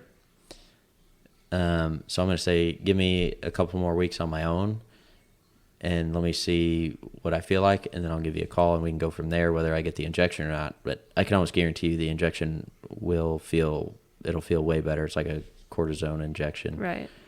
But it's like in the SI joint, it's, there's a lot of nerves and shit in there. He's got to use like an x-ray or something while he does it. Sounds kind of involved, but I'm going to a postural, what the heck is it? I keep wanting to say reconstruction, but it's not that at all. Reconfiguration? No, it's like a posture relearning clinic. Postural restoration. Thank goodness I remembered that. It's close, right? But I think that will probably fix me. But it's kind of expensive as well. Were you recommended that by a doctor or something, or you just find it? No, I've heard of it for a couple of years now, like on and off, and I've watched a couple of videos and listened to some success stories, and I think that would help me out a lot. Well, it won't hurt. No, I mean, at the very least, I'll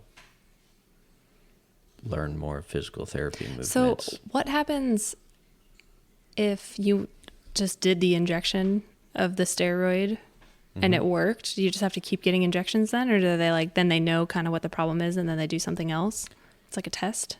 Yeah, so one doctor, I was watching another video, and he's like, yeah, I want to see 2 positive tests before I do anything. And doing anything basically means more physical therapy, and then you can do some sort of weird fusion or more injections. So like, I think, so they have these SI joint belts, and it cinches your hips together and kind of squeeze everything back together. Because Do you know what's wrong with you? no, they haven't really been able to say, but I think They're laughing.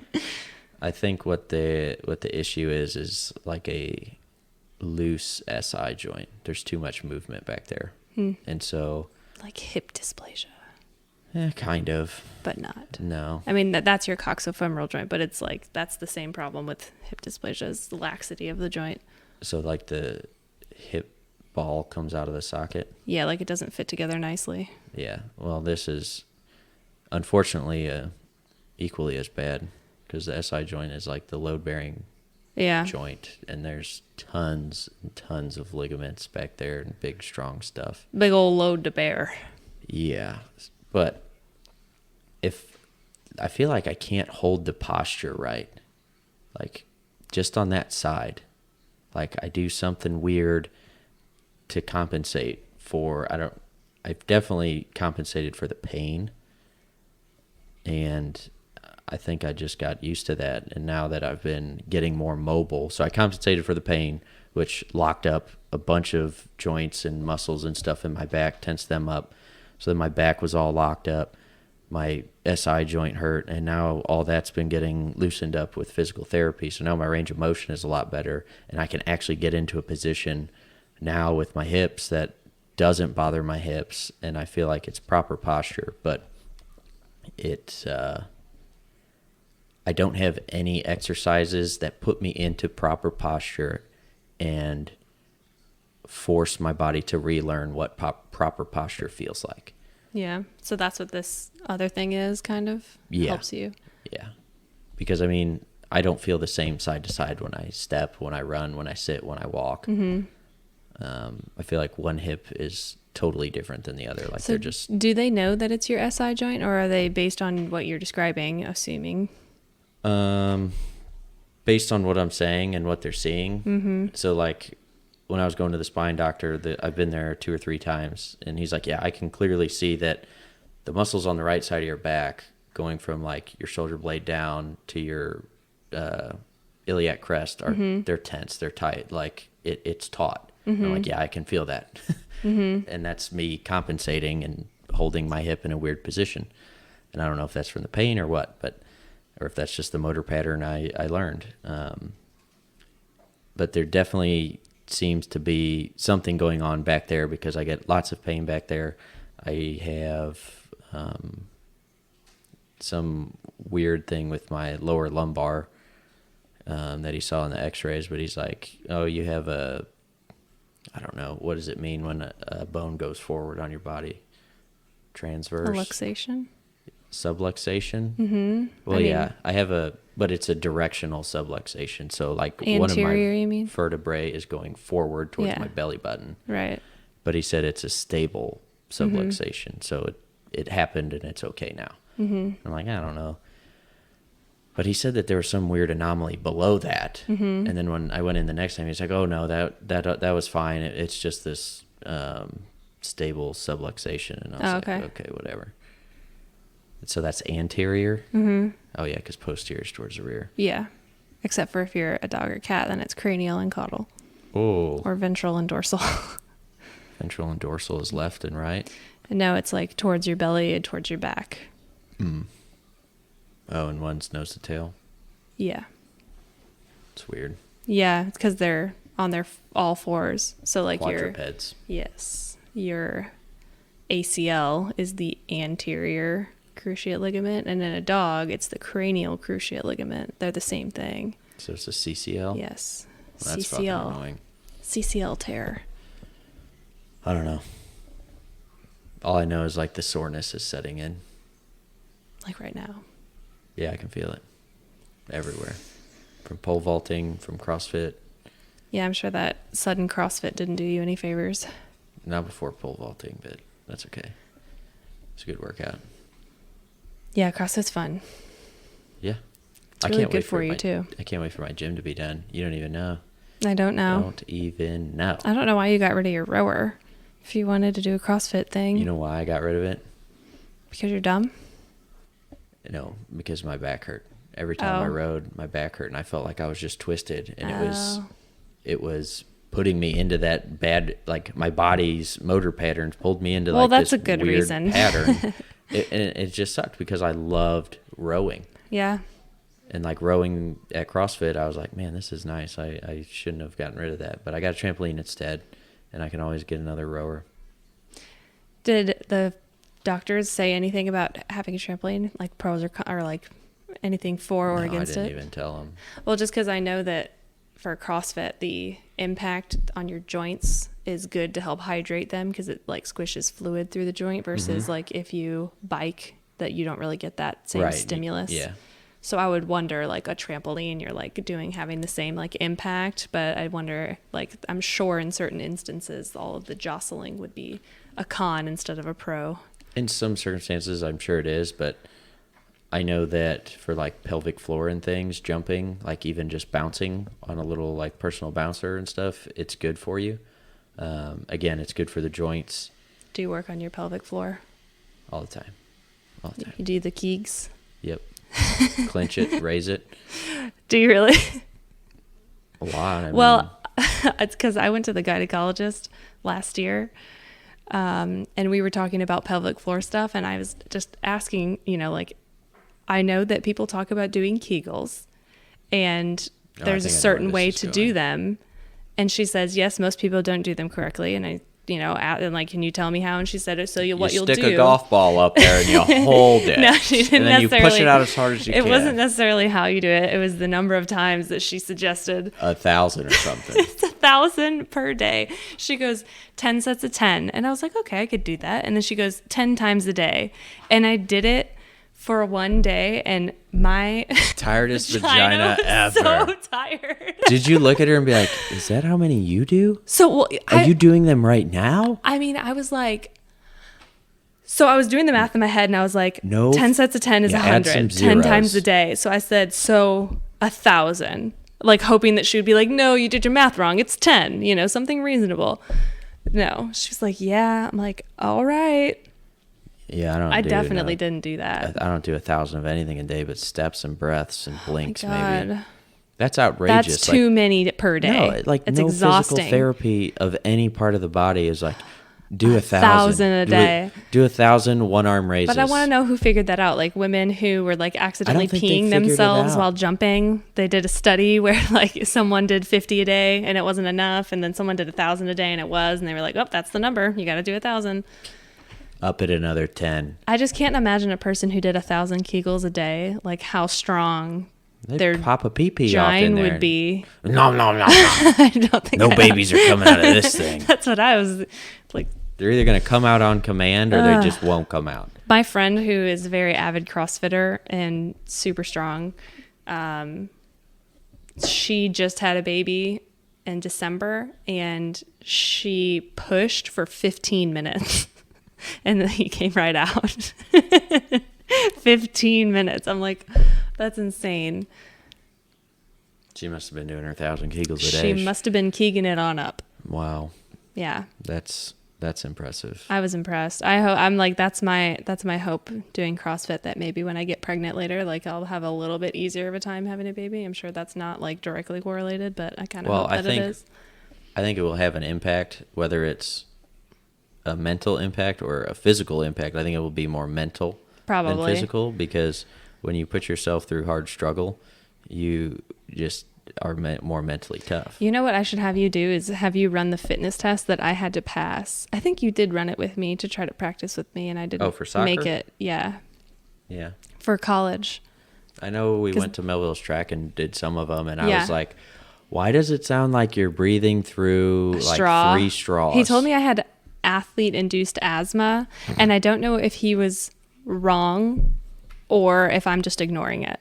because I don't know what athlete and do. That sounds like something like they made up. you Like, start- you're just bad you at start sports. working hard, and then your body and you can't breathe. Yeah, It was like really, I don't do well when it's like super, super hot like that when we were out running. Like we should have done it like way earlier in the morning. But I also got heat exhaustion on the day that we actually ran the test, and my temperature was like way too high, and they had to like cart me off of the track into the. They didn't give you a retry.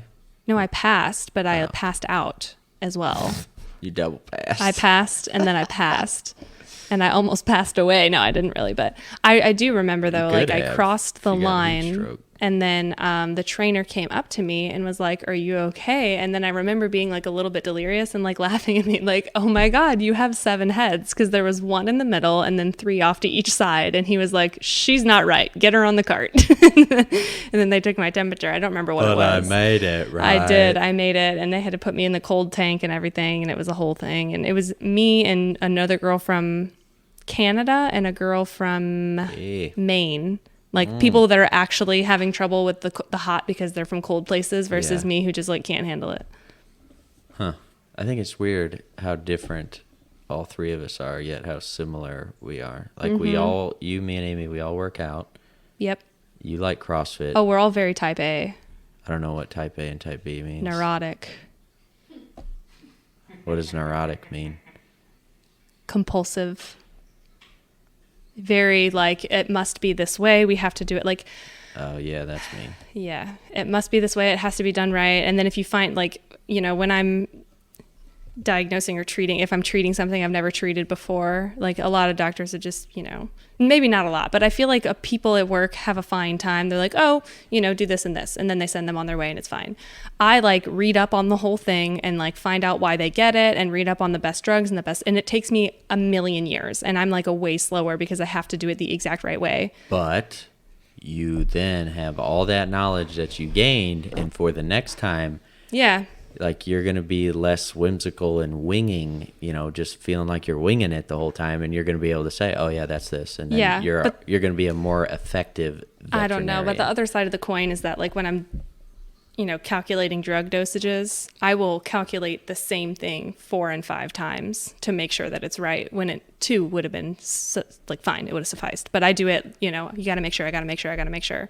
So anyway, all of us are very like that. Yeah, there's a time you got to be able to turn that off. That's what I've learned. There's a time for it. Like my problem is, okay, I worked on Dad's FJ, and you know, I can be that perfectionist. Yeah, and perfectionist. That's exactly it. not everything needs that.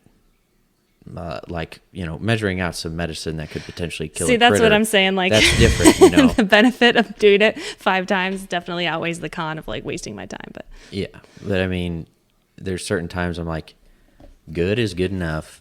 Forget it. It's not worth me spending the next hour making this thing perfect. You know, like, I'll tell you right now, one thing I'm not happy about with that is the hitch is a little crooked. But I was by myself. It was very hard to hold it up there and tack it.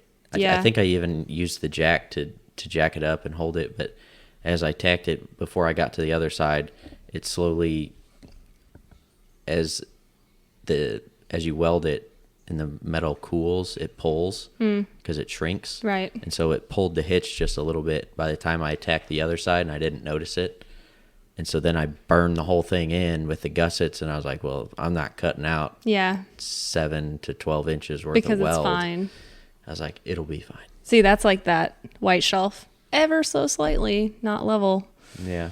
But It's fine. It's not worth it. Michael's face, he thinks it's level, but it's absolutely not perfectly you level. Put a little level on it. No, and no, you'll no, know. you do. But this is the thing. So you know how there's like 2 lines in the middle, Yeah. and then the bubble goes in between the 2 lines? Mm-hmm.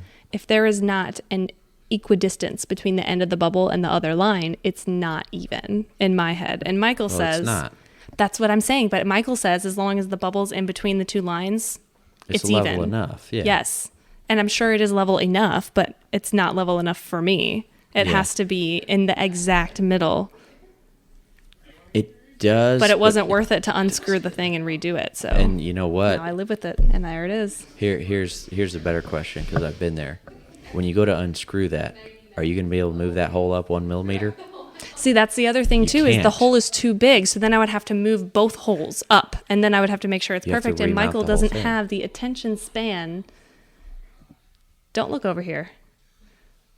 Michael doesn't have the attention. And I was telling Jen, I put that whole bookshelf or whatever that is all by myself, put it together, with zero help from Michael. And then I went to go hang up that mirror, and I measured it, and I put the screws in, and I had You a hard. really only need one screw for that mirror, right in the middle, and a wire. Well, it doesn't. I know. I did not go buy a wire to thread it, and so I just put the 2 in because I had the 2 screws, and so Yeah. I measured it and I did it, and it's fine. So I put the 2 screws in there, but the screws are like set back in the mirror so that it's not just like flat against. So it's like really hard to hook it on there because you're like doing it into a cave, and so I couldn't do them both at the same time. And I called Michael over. I was like, "Can you hook the other one while I hook this one?" And he's like, "Sure." So this is his first time being involved in the house project. I've spent an hour and a half putting together this bookshelf, and then I asked him to take 20 seconds to help me hang up a mirror, and he did like 3 tries to try to hook it on there and then couldn't. It was like, it can't be done. Just like frustrated, and I'm like, are you So- serious? What you're saying is like the head of the screw had to be sticking out of the wall a little bit. It so you did. could slide the mirror onto it, and then gravity would then take it down into the keyhole. Yeah, but it was even more difficult than that because the back of the mirror didn't have the actual back of the mirror with the little hooks on it was like set back further back, so it was like that. You know what I mean? Yeah. There was like I got what you're saying. I don't really know how you to had to describe get it. it was the little triangle hooks. It was the triangle Yeah, hooks, that's a and pain. I had to bend them forward and then try to hook it over something That's that what was you round. need the wire for. You just I loop know, the wire around I there, and then you have one screw, and you can self-level it. When I got the mirror, I said, "Oh, I just need to get a wire." And then weeks passed, and I never did. And I was like, "Fuck it, I'm just gonna do the screw thing. Screw it." Yeah. And so then, yeah, and we got it done. But you know, Michael's attention span is like that of a sophisticated gnat. Yeah. He agrees. Yeah. Some gnats are pretty fucking persistent. That's true. Yeah. I just there's a time to turn it on and there's a time to turn it off, and deciphering that is the internal struggle that I deal with constantly. Yeah, I feel like in my brain there's a lot of like, there's times where I don't even register it, like cleaning around the house. I'll make the house will get dirty and I'll just be like, nah, whatever, it doesn't. And then I'll binge clean and it's fine. But then I'm like I like the garage gets so dirty when I'm in the middle of a project, and then there's times when in the middle of the project I need to stop, pick up tools, make sure I got all my tools accounted for, and then Yeah. I can proceed working. And we did that working on Chris's car. You know, Don kept working the next day, and I just gathered up all the tools, and I checked everything, wiped it down, put it back. And then I was like, okay, now I can go back to work because I know all my tools are accounted for Yeah. and I haven't lost anything. all 3 of us are very type A. I just think in different ways a little bit. Who's type A, mom or dad? I try to look at now what I got from who, because I deal a lot with Uncle Jay, and I know me and Uncle Jay think a lot alike. Michael says my dad is the type A person, but I don't really know that that's Dad seems true. way too whimsical. That's what I think He's too. just I like, think he's "Oh, very whatever." like, oh, the dishwasher is gonna leak through the floor. But she's But she's quiet not about precise. it. She's passive about it. But she's She just doesn't vocalize it know. like we do. I guess Dad's got the voice. she'll just do it after you're gone. Yeah, I guess that's true. Yeah, but that I she don't- definitely does I just don't that. feel like neither mom nor dad has it to the degree that us 3 kids have it. Like it's very, very prominent. Like I can like pick out in all 3 of us where it is, Yeah, I think- but I cannot identify it and know mom and dad definitively. Like, it's weird because I feel like we relate more to mom's side of the family in the way that we think, but we're like dad's side of the family in the way that we vocalize things. Because dad's side of the family is loud. Mm-hmm. Mom's side of the family is not loud. I think I align a lot more with dad's, like my personality. I'm like more dad, like I'm definitely more vocal. I don't know what I am. You're rainy. 1,000% You rainy. think? Oh my God. Like 100,000. My view is that they had 3 kids. You're rainy. You're I'm Stewart. Stewart. And Amy is a mix of the 2. Amy got the crazy. We all got the crazy. Maybe it's just because Amy's in California. I was just talking to Jen about that. I was like, I wonder where Amy would be at Without California? if she never followed Luke to California, like would she be, because I feel like she fits so well in California. Like that's where she was meant to be. Yeah, that's her little nook. I feel like I was always meant to be in Florida. So I feel very happy here. What with the face? Amy just has some weird outbursts. Like my outbursts. You do as well. But they're not like Amy's. No, they're not. Mine are very different. I am a physical outburster. I am loud. I throw things. I break things, myself included. Yeah, but then you'll leave for like 30 minutes and then come back and be I'm fine. done. I don't know. Amy's will last for an undetermined amount of time, and I typically don't do things like that. Her blow-ups are like, she says some pretty malicious things. Yes. Like, I've said some pretty malicious things in arguments with Jennifer, but... Michael, have I said malicious things to you and we argue? See, I think I told Jennifer to go fuck herself one time. Well, I told Michael to go fuck himself all the time, but it's as a joke. You know, well, I'll walk in the house and be like, hey, go fuck yourself. How you doing? And he'll do that to me.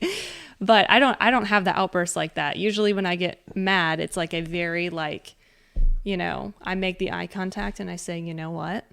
I'm getting really angry right now. And then, but I usually don't have the like heightened outbursts. I don't know. No. Jen would know. I do have outbursts. It's just I'll get snippy. A brusqueness of your. I bent a spoon in half and threw it on the floor the other day in the kitchen. Did it break in half? No, I bent it back perfectly. Like you can't even tell. Like although I will say, before I bent it back perfectly, I just like kind of half-ass bent it back. And I used it and I was like, man, this is a much better eating angle.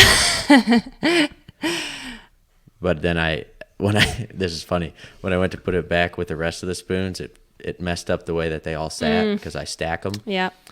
And then I had to fix it back to the way that all the other spoons were, even though I liked it more. Or I could have bent all the other spoons. How come you couldn't just put it in a different spot? Because I've done that with spoons before where no, they don't. You don't put this. No, I built my silverware organizer. Like exactly. Yes, to fit my silverware. See, like mine. Obviously, I bought mine, and the ones that don't fit. Yeah, yours and stack. It sucks. I know it sucks. Your spoons are at a diagonal in two directions. Yes, they are. Or two dimensions. I mean, however they fit in there is how they fit. And that's weird though, because I'm like that with my my rotisserie for my spatulas. Your rotisserie chicken. Whatever. What are those utensils? The big utensils. Like I just jam them in there. I wish the thing was just a little bit bigger. Oh, the utensil holder, and you just like haphazardly shove them in there. Oh. Our spins. That's why I call it rotisserie. I see. We got all the child locks on our kitchen cabinets, and I think it was just in time. Oh, really?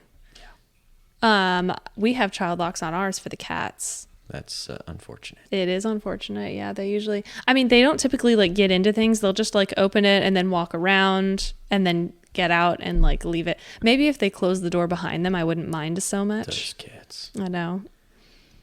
But I just get scared that they'll eat something toxic and it's going to be my fault. Like, oh, I should have put the child lock on. That's going to be my fault. But what's cool is that the insurance that I got covers poison control calls. So that's very cool. The cat insurance. I got nationwide cat insurance, and they do cover like if I need to call poison control. How much is that? $43 a month total for both of them. So do they take in prior incidences into consideration? So they do. Was your cat a smoker? He was not a smoker. What about Mo had bladder inflammation, which is like a common occurrence in cats. But they said thanks to the fupa. Yeah, his so that would be a pre-existing condition. But they nationwide does, you know, if he hasn't had after signing up, if he hasn't had an incidence of it in 6 months, then I can apply to get it removed from his pre-existing conditions. So That's I will. Good. Yeah, it's cool. Yeah, I don't think we should do that for Maverick. I mean, he's a dog that would use it, but he's already got the pre-existing, like the seizures and he's a wreck. You usually get it when they're like very young. Yeah. We're trying to get health insurance or life insurance for Jackson too. Oh, that, when we yeah. get back, we're going to take care of that. I need to get life insurance for myself. And I signed up to get it, and we went to go do the exam and everything like that. You have to do an exam? You have to do like a physical exam. They like come and like take your, I mean, it depends, but when I did Yeah. long-term disability, a person came to my house and took my blood, and they sent it. You did I have long-term disability insurance as well. That one is more of what I'm worried about, because I feel like if I died, Michael's family would support him enough. But if I got disabled, like I would not, it would just be harder to like ask for help. I don't know. If I died, Michael's family would help him. Like he could move into someone's house. I mean, he could sell the house. Like it would be okay, I think. But if I got disabled and we just like still had the house, like I just feel like it would be harder, because I would have to find another job to do, and it would, depending on my disability, like You'd have to sell the house and move. I would and have to, downsize yeah, and it would blah, just, blah, so blah. my disability insurance will pay almost my full salary if that's something good. goes wrong. Yeah, let's see. We're upping our life insurance for both me and Jennifer to the next policy up. How much is that a month? Oh, I don't remember. Because I think mine was going to be like $32 a month for me. Yeah, I think I don't know what we pay, but it's not, life insurance is kind of ridiculous. It's very cheap. And to go from like a $100,000 policy to a $250,000 policy isn't that much more. And Yeah. that's what we're going to. And then we're getting some for little man.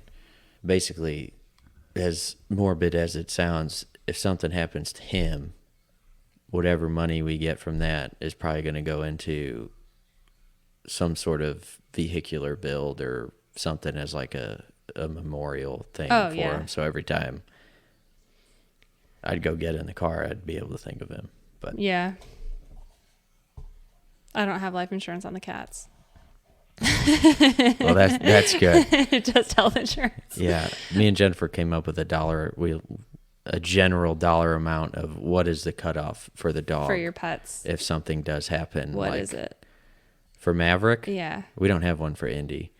Is she an unlimited situation? No. Oh. No, dog is no. Right now, with having the kid, the dogs are definitely backseat. How old is Indy? 5? 6? She's 6 already?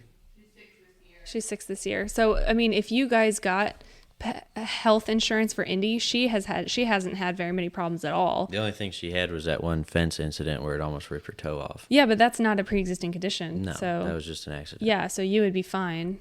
And I think that would be a really good idea, because I mean, they'll, depending on what you get, will just cover everything. Because with the cats, I have a $250 deductible, and then they'll cover the rest. Mm-hmm.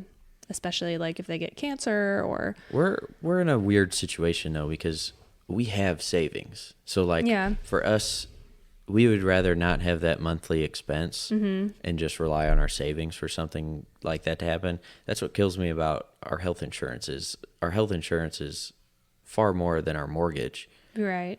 And if we were to not have health insurance and be pocketing that money, then you'd be able to pay for something. We'd have over 10 grand easily. Yeah, but then the problem is if you get something really bad like more cancer, than 10 grand, yeah, like then you're 100. effed. Yeah, that's why I want something in between, like an HSA kind of thing that I can actually use money out of my HSA for other things. Oh, yeah. That's what I think they need to have. Like if I could take a chunk of my money and put it into like a health savings account or whatever, but still have access to that money if I needed it, that would be rainy day something fund or different, something. But yeah, I don't know. Maverick is the quickest way to ruin family fun is with a Maverick.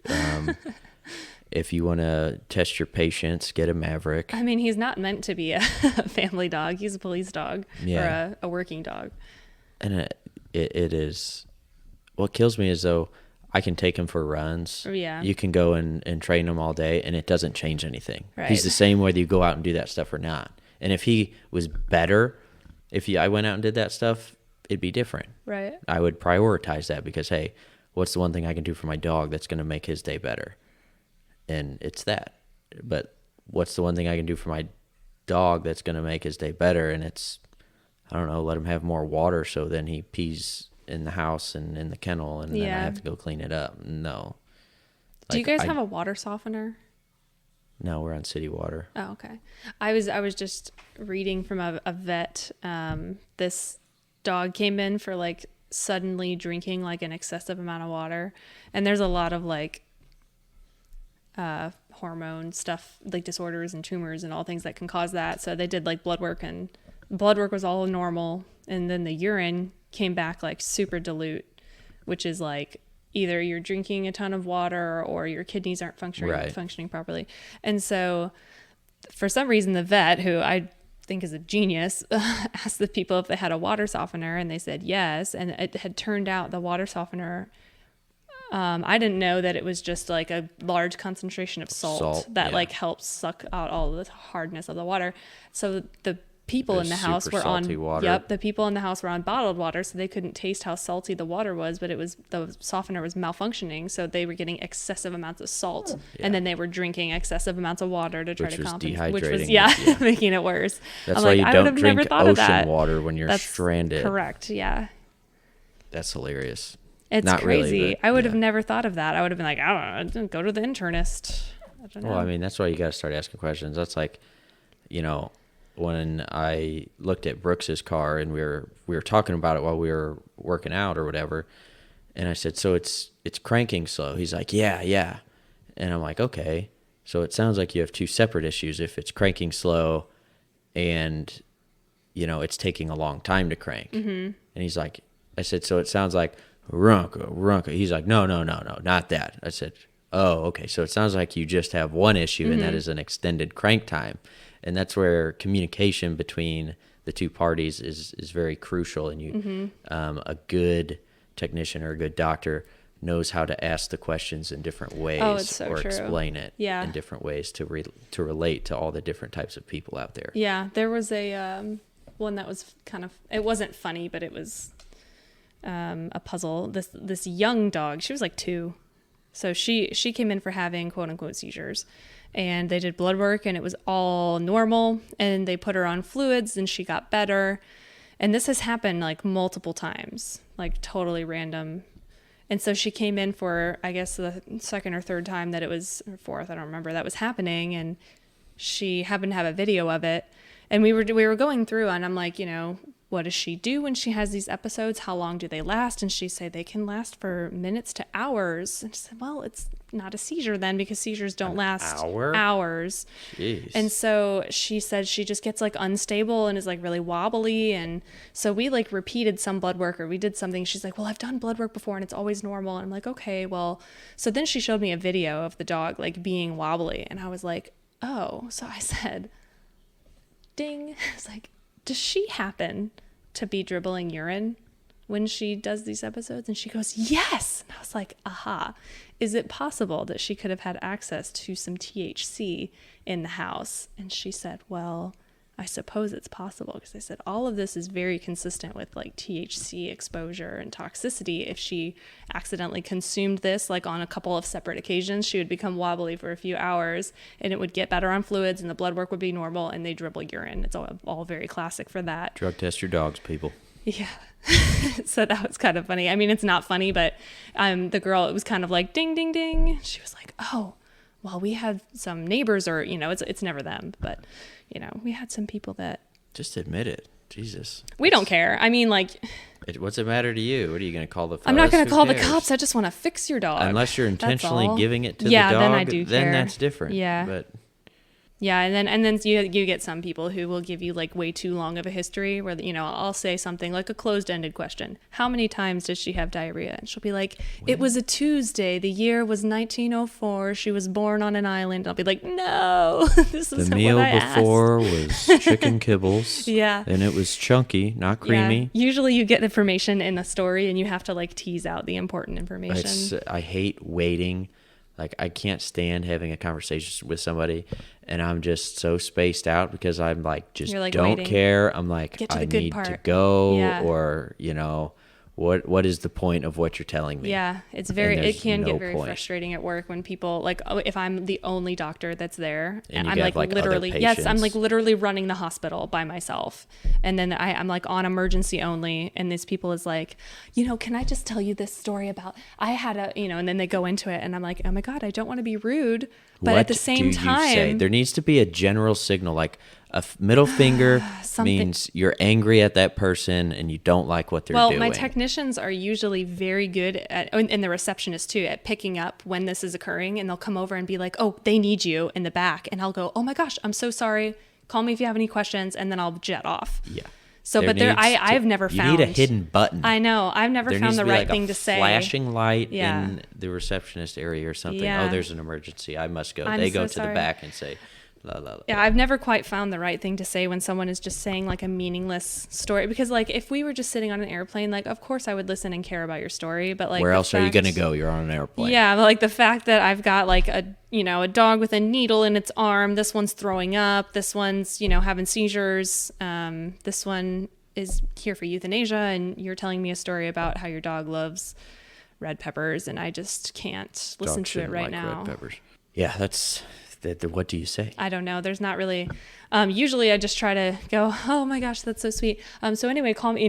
Just call me if you have any questions. So nice to meet you. Yeah. And some people just don't get that signal and they keep going. Some people, sometimes you're that person. Yeah. And you're just the one who's like, I don't care about Oh, anybody Michael. else. He's I just raising want to his hand. say what I want to say, regardless of whether you want to hear it or not, because I want to hear myself Michael's talk. raising his hand as well. But you do get the people too that like especially older people during COVID, they have no one to talk to. And like Older people in yeah. general, I swear, if there was a service out there that was just talking, just listening. pay me every sit by hour, you. $50 an hour, Yeah. and I will listen to I you just and sit I will by, respond. and I nod and I laugh. I will and not be that's on it. my phone. Yeah. Like, I feel so bad when I go to grandma's because I want to sit there and talk to her, but I also have so much other things to do. I can't just I need to be able to dedicate a day, an afternoon, some reasonable amount of time You just sit and to pay attention. to hang out with her. Yeah. Because she's the only one I got left. And there's so much information. And like, grandma likes talking about not necessarily things that I enjoy listening to, but that's not what it's about. Yeah. Yeah. And that's one reason I am glad that we're back in Missouri and we're home, is because we are close to family. Like I'm so much closer to Ryan, Kyle, Tyler. especially now that they're getting older. And with the shop, like they come over And you have every similar other week. interests. Yeah, Yeah. that's nice. and it's nice to kind of be a part of them growing up. And it's funny to see right now Ryan's 16 or 16 and he's driving, and it's funny to hear how he acts. And then me and Uncle Jay will talk about him when he's not there and also when he is there. Right. But it's funny to see how all three of them are different and similar, and just the different stages of growing up. Yeah. is good. I wish I would have written more stuff down when I was younger so that I didn't lose memories.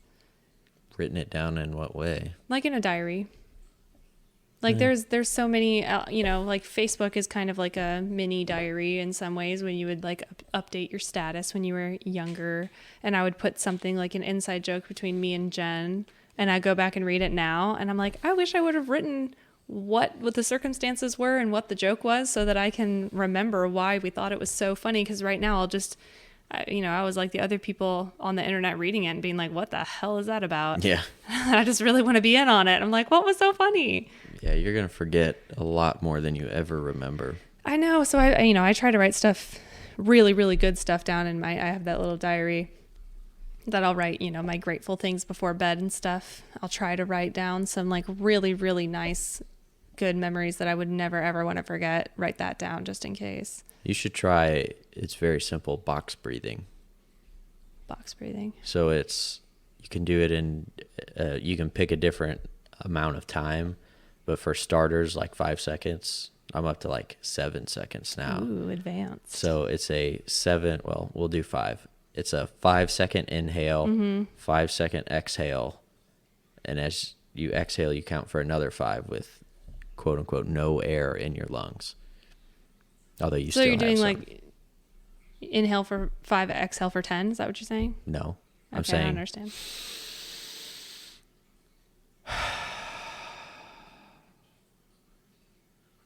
And then you do nothing.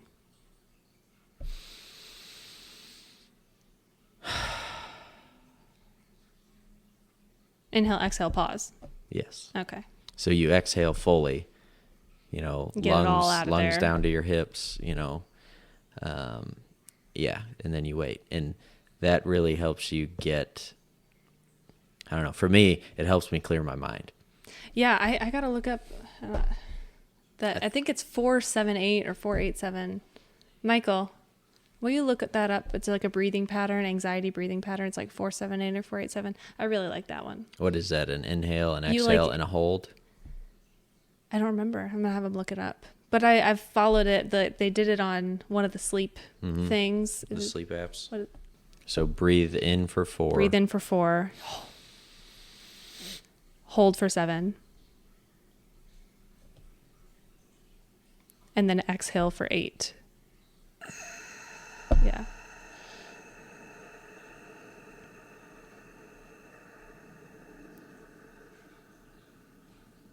And it's kind of hard at first because you didn't breathe in as much. But yeah, I know. I it's like nice. breathing exercises. Yeah. I really like the ones where you exhale and I guess hold. After the exhale. Yeah. I don't think I've tried those, but I like the breathing exercises too. Yeah. I have to do that often in the middle of the day if I'm I'm very overwhelmed and just take a minute. Yeah, when I run, the most important thing for me is the exhale. Yeah. Oh my Because- God, I hate running. It's the buildup of carbon dioxide that your body's not used to. It's not that you're running out of oxygen. Mm-hmm. You got oxygen. You just don't have the processing capability of the waste, the byproduct. Lactate buildup. Oh, man. Talking about my posture, I used to have an inversion table with crappy foam ankle things, Yeah. and it was terribly uncomfortable. Mm-hmm. I'm surprised you didn't just build your own Oh, that just wasn't worth it. ankle. No, I mean just for the ankles. Like you I thought fashion about some it. I was foam. going to just buy some from a different I'm machine that were surprised you better. didn't. Yeah. And it just wasn't worth it. I was like, I'll just sell the thing. But I got on one of friends who had my friend Rob, Rob Morris, Mm-hmm. With the ferrets, right, Jen? Yeah. the ferrets. We fostered ferrets. Well, we didn't really. Rob fostered ferrets and we would help him. Rob's a nice guy. He's a great guy. Maybe I can have him on the podcast one day. Yeah. Hopefully I can put garage doors on his house for him. Or with him. Sorry, not for him. Oh, I went over to his house and tried his inversion table, and he had good ankle supports. Oh, yeah. And when I went upside down, so he had it set for him, which was, it was pretty upside down, but, you didn't get a total head rush. You weren't all the way vertical. And when I went all the way vertical, Yeah. I noticed that I was holding one leg up into my body. Oh, wow. And so that's kind of why my hips are jacked up, because what's normal to me isn't normal. And it was very hard for me to relax that leg enough and let those muscles relax. Did you do it? Eventually, yeah. So now I want to get an inversion table. Like a good one? Yeah, one with better ankles supports. Yeah. One day I'll get that, and then I'll hopefully fix myself, and I can go run my last long race. Last long race? You just want to do one more? That's your goal? Yeah. So a marathon or? ultra marathon. You know the difference? Nope. Ultra marathon's anything over marathon distance. Oh, so like a couple more steps, or where do you draw the line? It's not really subjective, but for me, like a 50K is an ultra marathon, which is 31 miles. Wow. But I'm going to see Amy in November, and I have Officially?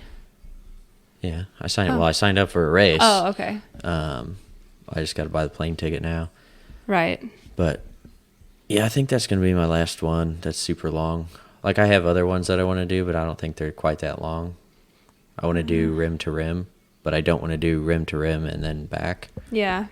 I think that's probably the biggest one. I just want to go do more hikes. Yeah. I think that would be a way better goal than just, I don't know. I just hate running so much. I'm so uncomfortable. You know how in CrossFit you can make it really hard whenever you want? Yeah. Running's the same way. Yeah, but not for me. Like even just like a short jog, I'm like uncomfortable. Like I like try to do the breathing thing. I try to do What's your breathing thing? Like in through your nose, out through your mouth, controlled breathing. Mm-hmm. And I just have a really hard time. Like I get. What's your pattern? I don't know. My pattern, I remember running when I was a kid around the soccer field at Beer Bomb. Me too. And a like mile. I was fast. Yeah, I always felt fast there too. I think I would always get first or second out of everybody, and like I just remember not even feeling tired, and it was so weird. But I couldn't sprint to save my life. Oh. Like I remember they used to line up on the playground and they had the stripes. Yeah. I was a terrible sprinter, always have been. I think I'm a little bit better now. Oh, you should race Michael.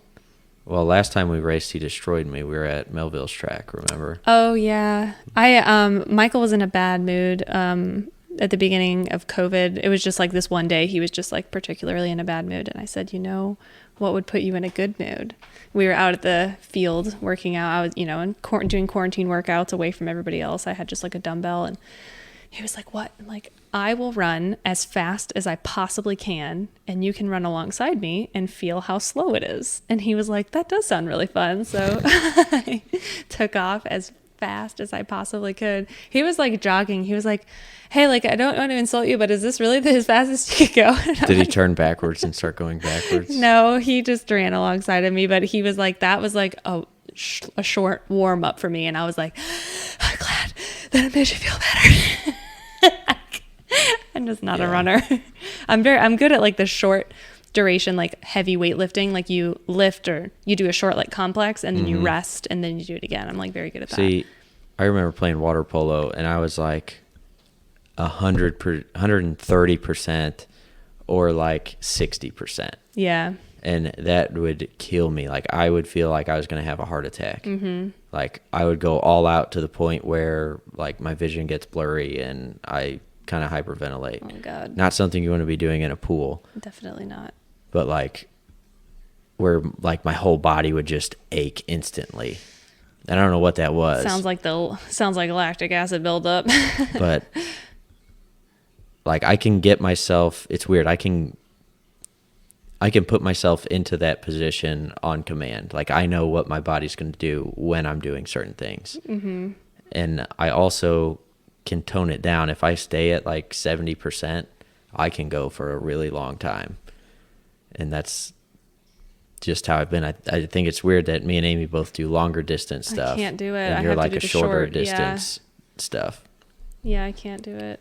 We do measure lactate on blood work in dogs and cats, and it is and in horses and cows and stuff. But anyway, it is really cool when you can interpret that value accurately and you try to explain it to people and be like, when you exercise and you have like lactic acid buildup, it just tells you that some part of your body is not getting oxygenated properly. I had one case of this dog that came in and her lactate was like, the lactate is supposed to be like 2.5 at the high. That's the high end. What is that? 2.5? Like micromoles per liter. I don't actually know. Yeah. And this dog came in and it was like 12 or 10 or something, like super high. And she was like collapsed. Was the dog in pain? She looked like she was in pain. She was like collapsed. She was totally lateral. She was like blue, like her mucus, her tongue was like turning blue. She was panting excessively. And so the first thing that I think of when I see a dog, like, clinic, everything else is normal except she like, it looks like this is like a blood in the abdomen, like hemoabdomen from like a tumor that burst or something. So I scanned that and there was nothing. I couldn't find anything. And then I thought, the blood work came back and it was like lactate's like 12. And I was like, oh my God, like that. Did you check like the airway or something? No, the next place I checked was her heart because for bleeding in the heart. And I found it. It was her she had what's called cardiac tamponade, which just means she had sac around the heart was filling up with blood. Yeah, the sac around the heart was filling with blood, and so then your heart can't fill properly. Right. Because it's not an efficient pump with Yeah. all that fluid on the outside. It can't Yeah, do it what can't it's supposed fill to. up, so then it can't output what it's supposed to, so you don't get any oxygenation. So I had to do an emergency, like I had to like stab a needle into Emergency her heart. blood poking. An emergency poking. We had to. It was very intense because she was like, we hooked her up to like the heart monitor and stuff, and her rhythm was like insanely fast. It was like irregular, and she was like panting and turning blue, and like literally I felt like I was on the like ER or something. Like she was like dying. She was literally dying in front of me, and Did you save her? Yeah, for the night I did. That was the one that we talked about on the phone a couple weeks ago. Yeah, that one did a number on me. She so anyway, I got it out, and she was up and wagging her tail, and I guess my solace was that she got to spend the next like however long with her owner, like because her owner had to leave her there looking like that, blue and lateral, and that was the last he saw of her. And then once I got the blood out of there, they got to spend however long together of her like up wagging her tail, licking his face. Good final memory. Good final memory. So that was my, she passed away overnight, but Yeah, I didn't like seeing Bunka how he was when he passed. I That think was it's rough. so inhumane that we can't euthanize humans. I get the liability of like just like allowing that, but like come on, What if like you choose to? what do you mean? Well, what if I was sick and I was Oh, like, I know. They allow you no, to do it. just kill me. I know. They allow you to do it in some places. But then the issue becomes like doctors abusing the power if they were like bad, or a person who's not in their right mind who says yes and doesn't really know what they're saying yes to. And there's like a lot that would go into it. Yeah, and it's not like you can write a contract up ahead of time because there's way too many variables to be like, well, Yeah. So it just gets really dicey, but I just think it's rude to be like, oh, you are in heart failure, so we're just going to lay you in a bed and you're just going to we're going to make you comfy. suffocate on your own fluids until you die. I just think that's so messed up. Yeah, I don't know. I think it's strange that some people can tolerate much more lactate in their blood than others. Oh, yeah. Some people have a much higher tolerance. For alcohol, too. Yeah, I don't really do that anymore. Me neither. Well, mainly because it makes me super sick. Like, I think I have what Dad has, like either an allergy or a sensitivity of some sort, where like if I have one beer, I had one beer a couple weeks ago. I was like sick the whole rest of it. I was like vomiting. I threw up after one beer, but it took a lot of years before that drinking for me to get to that point. I would have one beer and just spew it up. Yeah, I think we have some. I want to know what it is, just out of curiosity, really. But Dad has it, and he says that we can have like light hard liquor, like vodka and gin and stuff, and be okay. Yeah. I think that's accurate. I mean, it'll still give me a headache, and to a certain extent, I'll get sick. I can have an entire bottle of Bailey's and be totally fine, which makes no sense. Well, Bailey's is only 35%. It is, but if you drink a whole bottle of it, like that's I think a ton. the dairy would get me more than the alcohol. That's what doesn't make sense. Is like I think I'm lactose intolerant as well, so my body is like you don't care though. You just pop more it's lactates true. or It's whatever. So true. But my body is like, hey, you cannot have that much alcohol unless you mix some heavy cream into it, because we're also lactose So intolerant. here's what we're gonna do. We're just gonna make. We're gonna ginger get Baileys. some. No, we're gonna get some heavy whipping cream and some 151. Sounds delicious. And we're gonna make you a drink. And then what? Let's see what happens. Yeah, we're gonna see if you get Oh, sick. I don't think I'm for that. Yeah, I wouldn't do that. Yeah, I don't know. We've been talking for like an hour and a half. Actually, I know how long because I just looked. What is it? Guess. 1 hour and 40 minutes. 2 hours and 4 minutes. Oh my God. We need to be done. Yep. Going to bed. Good night. Bye. Bye.